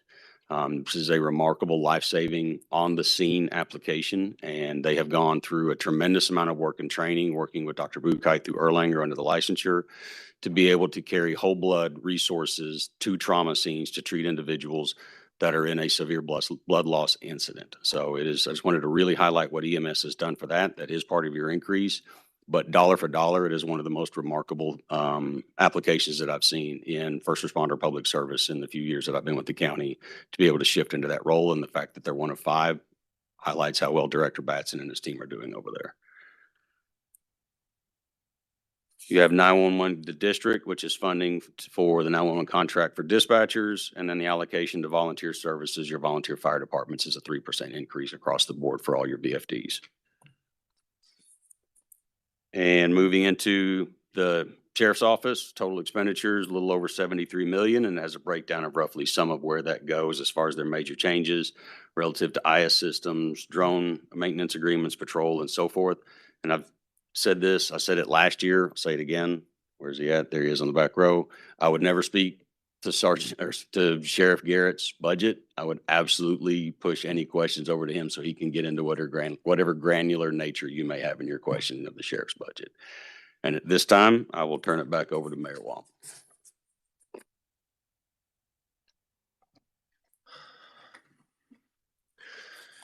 As I mentioned earlier, I thought it was appropriate for us to revisit the county's debt service fund and the schedule of debt service payments. Obviously, this commission approved a very large bond to support historic series of school projects and deferred maintenance projects all across the county. That came at a significant cost, and one that we have worked through very diligently. But here, as we plan fiscal year 2027, you can see some relief on the horizon. In the next 2 years, you'll see our debt service obligations through the retirement of debt drop $10 million, and then another $5.5 million 2 years after that. But I thought, for all the deliberations that went on around the issuance of those bonds and the conversations about when the county might be able to issue bonds on an organic revenue trajectory or a no tax increase revenue trajectory, we actually are now looking out a couple years to where you'll see debt service payments annually drop significantly. With that, we'll move on to the hotel motel fund. I want to give a caveat as we approach this subject that the county and the city of Chattanooga have for months been involved in conversations, negotiations with different community leaders about the future of how we market our community holistically. I'd say that's everything from considerations around the convention center, a search that's imminent for a new leader of the convention center, a search that's imminent for the leader of the tourism company. It's been a very constructive process. It is one that I think likely will cause the need for a budget amendment sometime in early fiscal year 2027. I think there will be a recommendation that both the city and county bring to the city council and to the county commission that will amend the budget or customize the budget, if you will, that we are presenting and that will be approved over the next couple months. And I think that's something that you all find very encouraging about the future of our community and how we're positioned to market ourselves. It's something that Commissioner Baker's been involved in. Commissioner Eversole is on the tourism company board and will be involved in that CEO search. Something that we have made a priority. It has not necessarily been easy, but we've made a priority that the city and county would get to what we think is a fair 50-50 split of funding the tourism company. A lot of people find it very unusual that the Chattanooga Tourism Company historically has been funded exclusively by the county. We've made some progress towards parity over the last couple budgets, not as much as we'd like. And so what we look at this year's budget proposal as is a bridge to a 50-50 funding partnership next year, which would align with new leadership, likely some structural changes. We're looking at best practices across the country in terms of how a tourism company and a convention center, which is city and county owned, how they should work collaboratively together. That's been a strained relationship at times. Both parties will tell you that. So we're working through a better approach. Part of what we did this year in building the bridge is we have allocated $5 million of hotel motel revenue towards our part of the Chattanooga riverfront redevelopment. That revitalization is something that we went to Governor Lee and asked for an investment from the state. The state put $15 million in based on the city and county putting $5 million in. The city of Chattanooga, between last year's budget and this year's budget, has funded their $5 million contribution through hotel motel tax Candidly, I think it is only appropriate, considering that we would do the same thing. Property tax dollars, I think we would all probably find agreeable or best used if we had to, set real responsibilities or priorities. We would say, road construction, road maintenance, public schools, public safety, these three things in no order, but those are very clear priorities, I think, from a property tax standpoint. And so the fact that the city has chosen to fund their side of that contribution to the riverfront redevelopment with hotel motel funds, we think it's also appropriate for the county to do the same thing. This is an overview of budgeted funds from the hotel motel fund. Those collections, are growing steadily. You can see around town with your own eyes the development of new hotels. I think next year will probably be a promising year from a hotel motel tax revenue standpoint.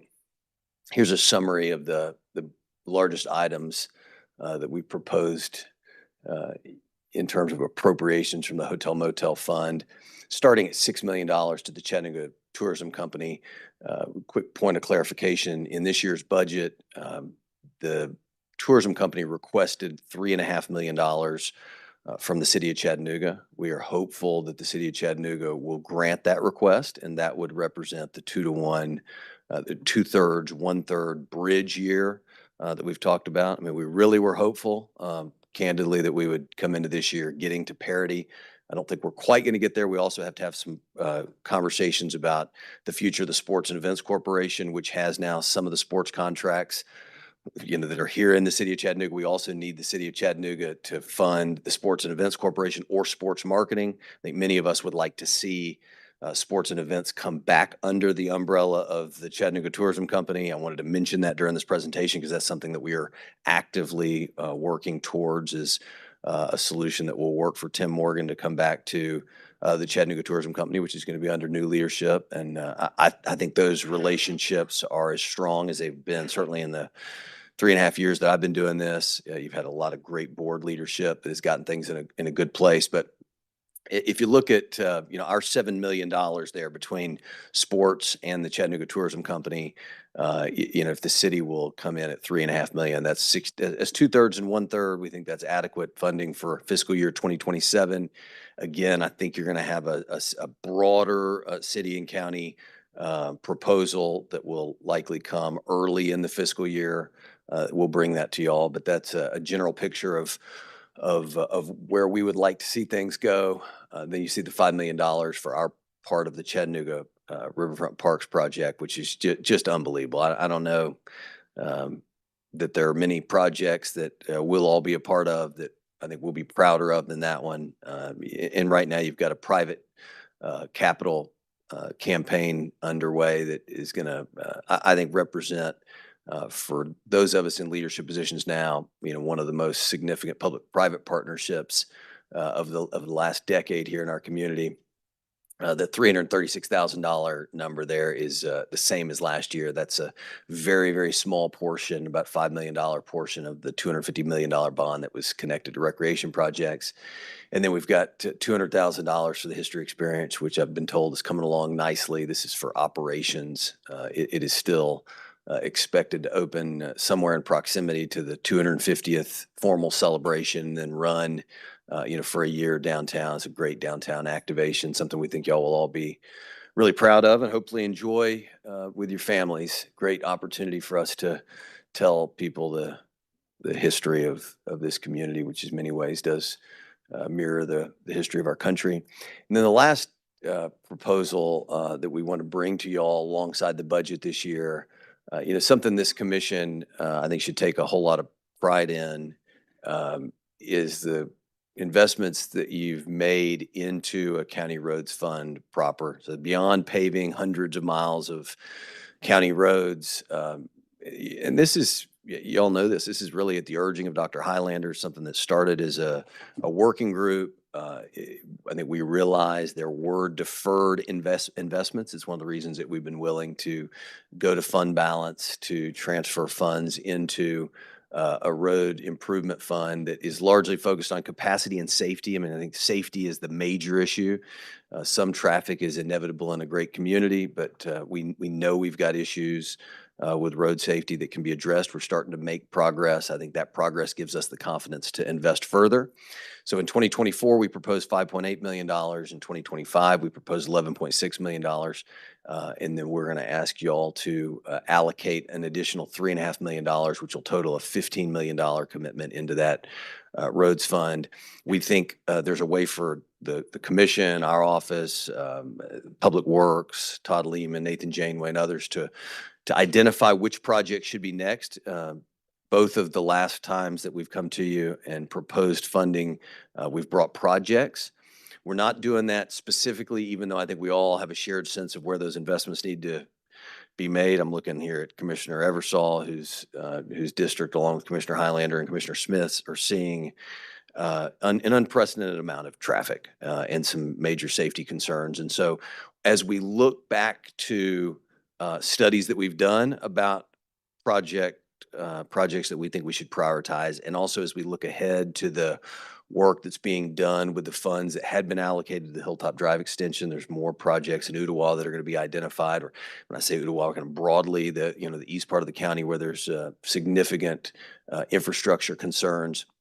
And then we also have been reviewing, recommendations that we got over the last couple of years, because we know there's several different issues in Middle Valley. But in terms of how that additional $3.5 million would be allocated, that's something that, unfortunately, these projects move slower than school construction. There's a lot of times right-of-way acquisition, and people want safer roads, and in some cases they want more capacity. And it's hard to understand, why it is that a roundabout would take years, but it's a complex process that we're now, I think, beginning to understand well enough to come to you and say that we think we're in a place to put a few more projects in the pipeline, but we want to work collaboratively. It might be best for Commissioner Highlander to reconvene that working group for us just to discuss. Maybe he and Chairman Ken Smith can arm wrestle over, whether it's Northeast Hamilton County or Middle Valley where the next investments go. But we think over the next couple of years you will see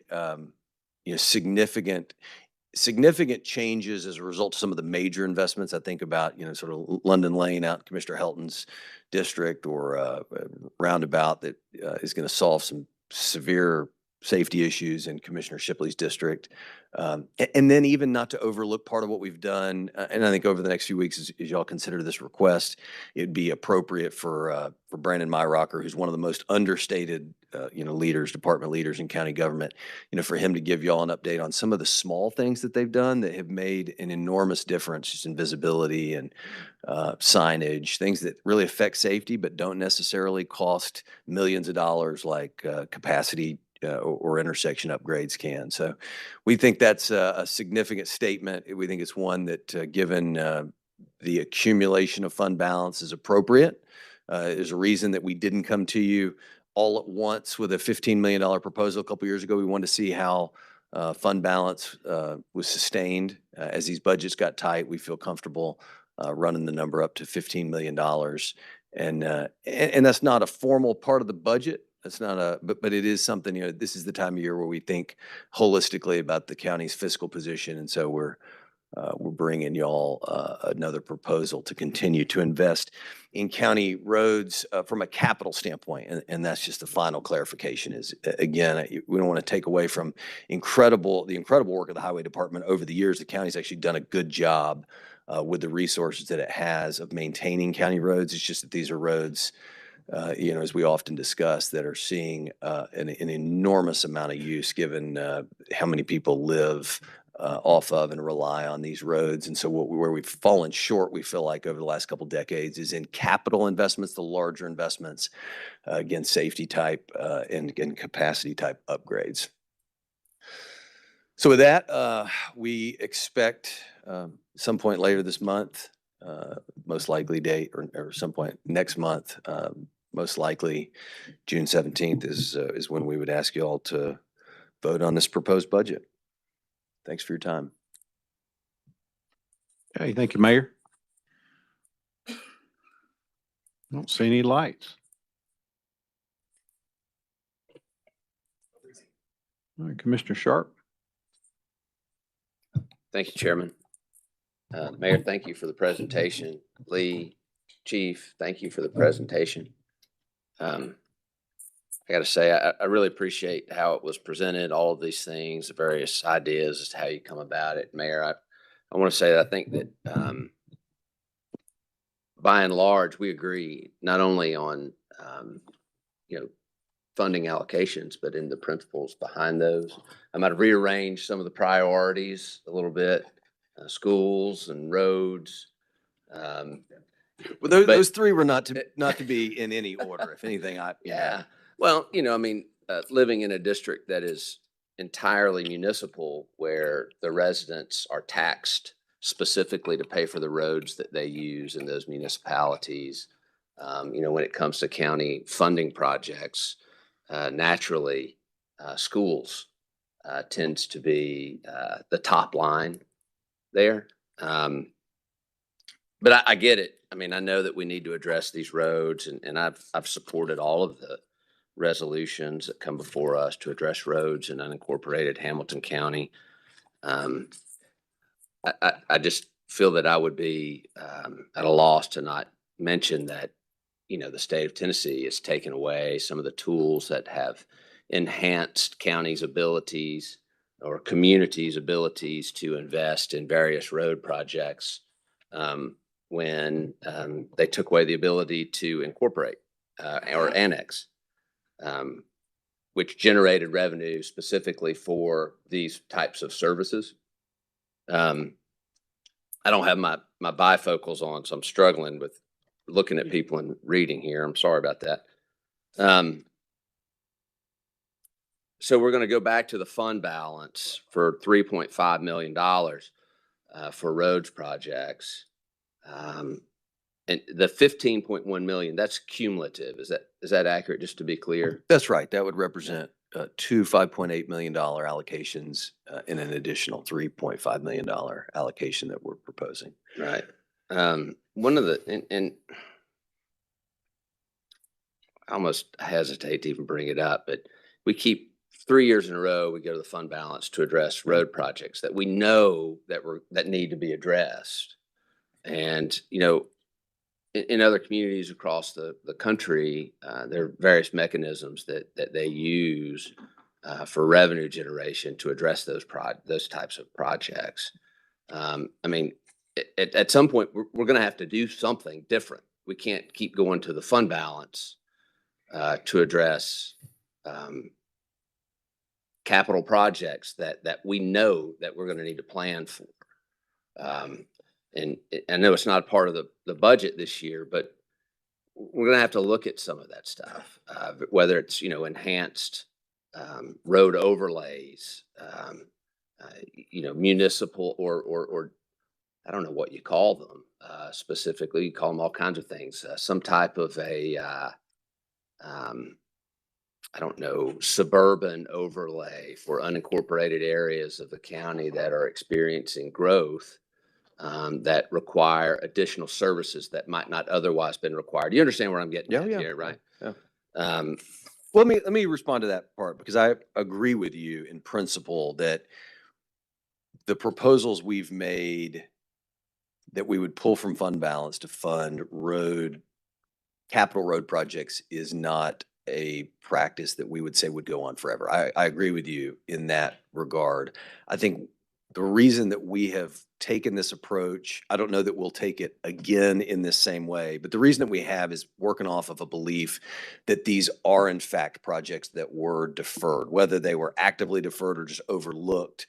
I think there's a strong case to be made that county should have been making these investments. I don't know if that was 18 years ago or 13 years ago, but at some I don't point disagree. that there were some of these safety upgrades. I mean, Commissioner Baker's not here, but as a resident of Signal Mountain for the last couple of years, it is kind of shocking that there were not reflectors on these mountain roads that are often covered in fog. So there are some pretty obvious things that the county had not modernized from an infrastructure standpoint. So the revenue justification in my mind, because I hear you also on the considerations of, what municipal taxpayers pay for as opposed to county taxpayers, but county taxpayers or predominantly We're all people. county taxpayers. Well, just to be clear. that is true.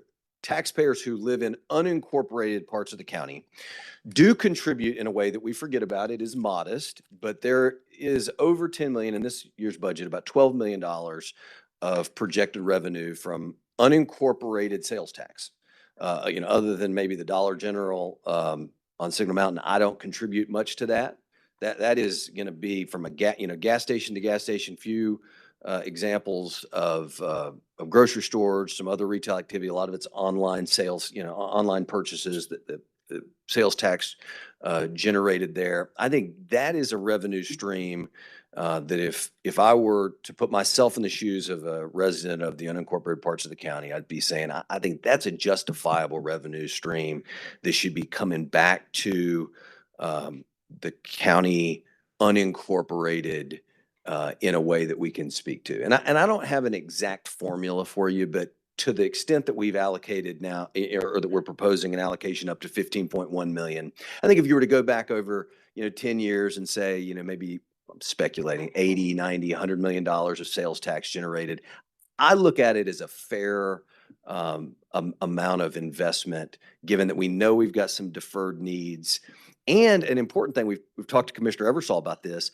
These projects are really difficult to engineer and manage. And so even if we had funds, we can't do everything right now. The county is really now learning, because the capital project process is so different. These larger projects require us to develop new specialties, to hire different types of engineers.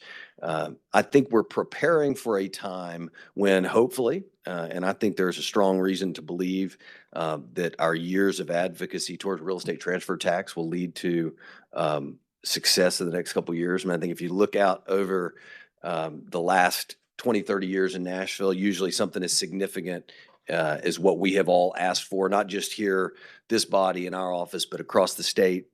Something that significant is not something the legislature is going to go along with immediately. It has to sort of work its way up the priority list, but it's got the attention of the foremost leaders in Nashville. So I look forward to a clearer answer. The state does not give us a whole lot of different. I think you and I also, have shared we agree on understanding that of this, point right? also.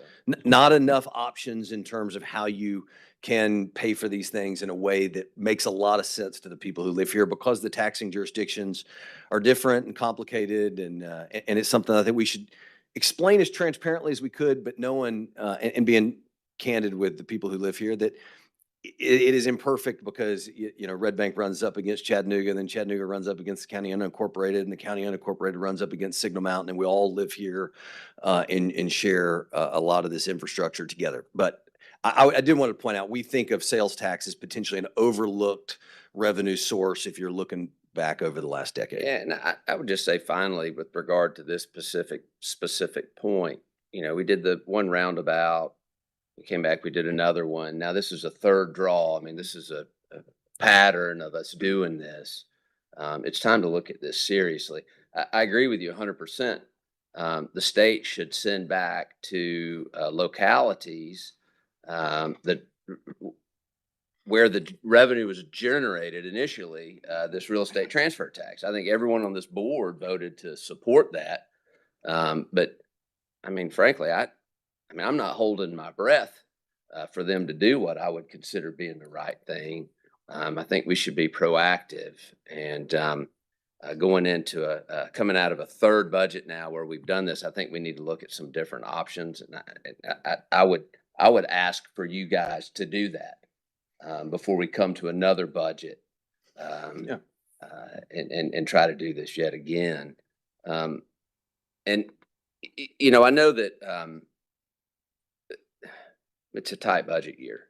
It's tough, and I think priorities really show up when budgets are really tight like this. And for the most part, I'm not going to cause a fuss about this budget. I don't think at all just yet. It does not stick out in my head anything that I'm really going to fuss about. I don't know that it'd make a big difference if I did. I'm not real pleased with the decision about the dental practices, and I'd like to understand that a little bit more. I think it was mentioned earlier a little bit, something with Clinica Medicos.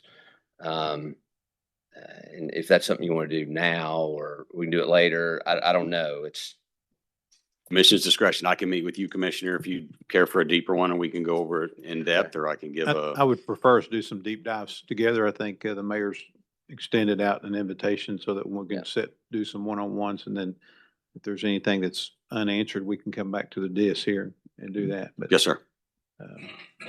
that's good. So then the only other thing that really stands out to me, and it may not appear to be a major line item, but I know that when it comes to talking about schools, our colleague from District 11 really, I think it was mentioned earlier, when we start talking about maintenance of effort, that throws up some flags. And in page, well, I guess this is page 0 of our notes to FY 2027 proposed budget. Something that stands out to me is, I don't know, this is a maintenance of effort issue where it says the cost centers of the chief of staff, chief operating officer are reported in this budget as part of the county mayor's cost center. I don't think anyone's proposed that we remove funding from either the chief operating officer or the chief of staff's budget. But by moving these two cost centers under the mayor's office, that puts them under maintenance of effort. That would hamstring this commission from addressing that if we were ever in a real pinch for funding. And that's something that concerns me a bit. I don't think that's the right move. And I just wanted to make that announcement.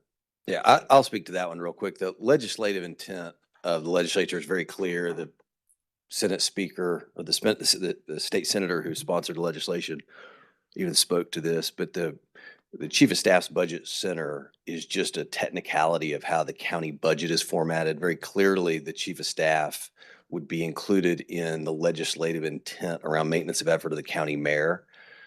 It's only here that we have different budget centers. We don't know why there's different budget centers. It's the reason that in this proposed budget, the staff of my office is under one budget. We think that's easier for y'all to understand what's being spent in our office. Honestly, finance doesn't know why for a couple decades there were different budget centers. It's actually very confusing for us. It's much easier, just like any other physical office tends to have one budget center. That's how we would like to see the budget formatted. We think that's easier for the general public or this body to understand what we're doing. But it is certainly our understanding that those budget centers are all already subject to maintenance of effort. They're all clearly employees of the county mayor's office. They just have, by tradition in Hamilton County, had different budget centers. But as you know, the chief of staff's office is like 4 feet from our office through a threshold. I appreciate your explanation there. I would say technically every office in the county reports to the mayor's office, and one could argue that every office in the county would be under the mayor's budget. My understanding, the intent of that legislation was different. There were some counties where commissions were trying to basically defund all office expenditures and everything outside of mayor's offices. Paper, fax, copy machines, all of those things. I just think that it restricts flexibility of the county and our ability to address budgets in particularly tight budget seasons, tighter than the one that we're facing today. Well, you'll see that our budget consolidated shows a very modest decrease. I think you certainly could ask the county attorney about that statute, but there was a maintenance of effort statute that's put in place, and an argument that everybody in county government in some way, or county general government in some way, works for the mayor's office may be true in one regard, but it is very clear in county government, and HR could clarify this, that even from a hiring practice standpoint, that the county mayor's office is clearly defined by the people who work in my office. And I just mean this at a practical level. Y'all know where our office is. You know the people who work in our office, and those are all people who you all work with on a daily basis. I couldn't even tell you because of the way of the odd nature of the way that this was formatted in the budget. I couldn't even tell you why some of the positions in our office were under the chief of staff versus the county mayor. Like, it didn't make any sense to us.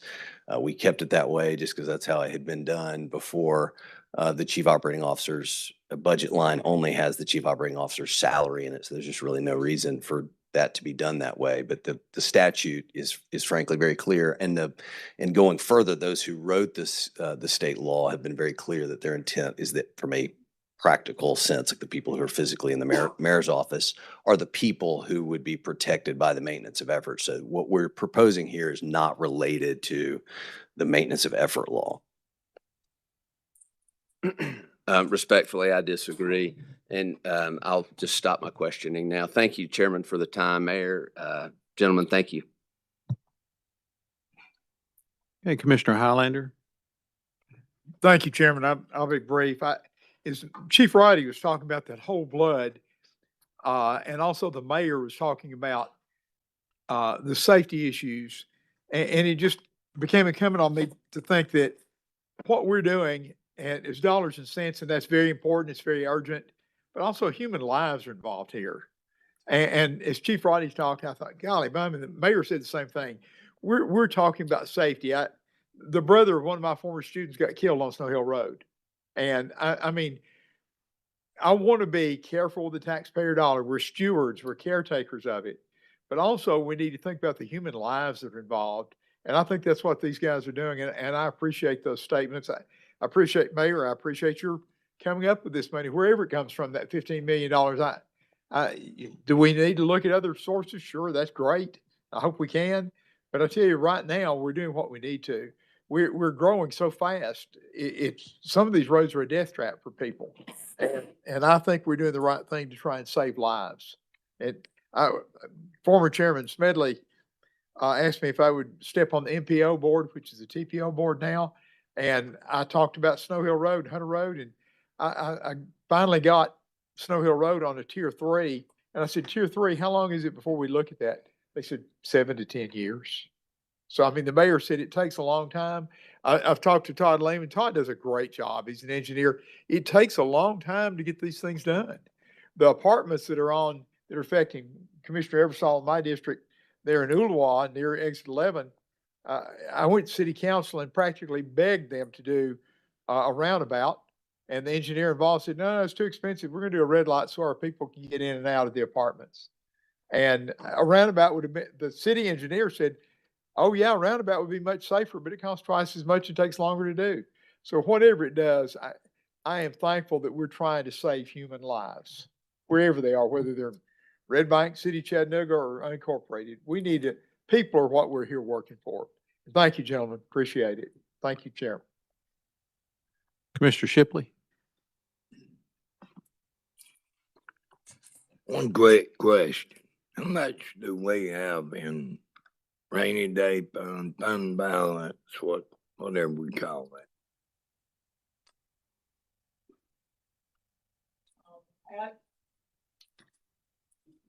The last audit we've had is as of June 30th, 2025. We had 140,700,000 in fund balance. In total, unassigned fund balance was about 111.5. Okay, I might want to come back to that. I hope not. Okay, I see no more lights. I do have a couple of things. Number one, the budget audit changes when we change numbers and so forth, and we change accounts, regroup.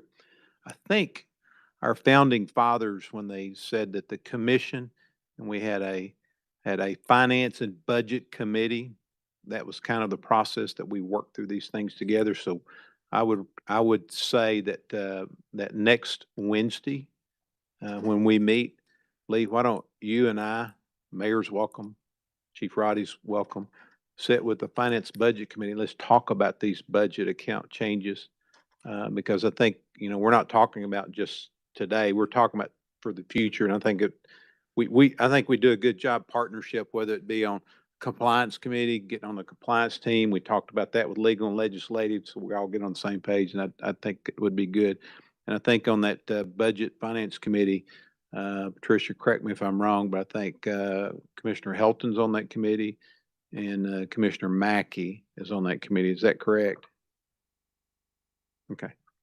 But we'll look at convening maybe before the next commission meeting and talk through those so we all get on the same page. And the second thing is as we've been working through all these budget discussions and budget talks, there is a resolution that was created that kind of puts the opportunity for creation of the budget on the chief operating officer and the mayor to combine to basically present to the commission the total county's budget. And I respect that. But what I would ask that due to state laws, that we can ask certain groups that are protected under the maintenance of effort agreement, where we would recommend them adjusting funds to meet a number. I would recommend us not doing that under maintenance of effort, because under maintenance of effort, if the school system comes in front of us and says, hey, you know, we have these dollars, I think the commission's responsibility, because as the key holder to that, is to say, no, this is the dollar you got to come to. I would recommend that when we have those conversations that we say, this is the total number you need to come through, then it's their responsibility to get that through that budgeting process. And that's not telling them you need to cut from lines 4, 5, and 6 or 9, 10, 11. That we do that, and we can have a sidebar on that. It's perfectly fine. But those are the caution areas that I would just recommend. Sure. Yes, sir, Commissioner Mackey. I see your light on. I was going to come to you next. Is that okay? Okay. But I would just prefer us to do it in that fashion. We'll have a sidebar on that. So I just want to keep us out of legal obligations potentially in the future. So Commissioner Mackey. Thank you, Chair. I don't know if you've talked to the mayor about it, but he made reference to a new group, the County Planning Department. How is that going to play into what we're doing? Well, the Hamilton County Planning Department is what we passed a resolution back in, I guess it was March. We passed it on a 7-4 vote to move away from the Chattanooga Hamilton County Planning Agency. We were going to sever their ties, and beginning July 1st, we would have our own planning department. What I read in the budget, Mr. Janeway, is we're swapping dollar for dollar. So we're moving completely away. I believe it was $914,000, if I remember correctly, give or take a couple of dollars. But that was going away from the RPA, and it's going into the new Hamilton County Planning Department. So, Mr. Janeway, if you and Mr. Commissioner Mackey, you know, you don't have to right now, but if you would update Commissioner Mackey where we stand on that, that would be awesome. Would appreciate it. Thank you. Okay. Okay, I see no other lights. I know, Mayor, thank you for sending out the invitations for one-on-one meetings with each commissioner, because the budget impacts everybody, and it doesn't matter if you're all incorporated, as my colleague mentioned earlier, or we're partial, which most of us are, have partial incorporated areas. But I do appreciate your presentation. There's some folks that we always recognize, you know, Vonda, Sheila, Lee, Chief Roddy, Mayor, thank you for your presentation. There's a couple folks, and I see Sheila doing like this. There's a couple folks that probably end up doing more than that group, because one person told me that a while ago, and they never get recognized. And Beverly, you and Josephine, thank you for what you all do behind the scenes, do an awesome job. So, but Beverly Adams and Josephine, the commission appreciates what you all do as well. So thank you so much. All right. With that, we will, I guess, adjourn the budget meeting, and we will begin our commission meeting at 5 o'clock.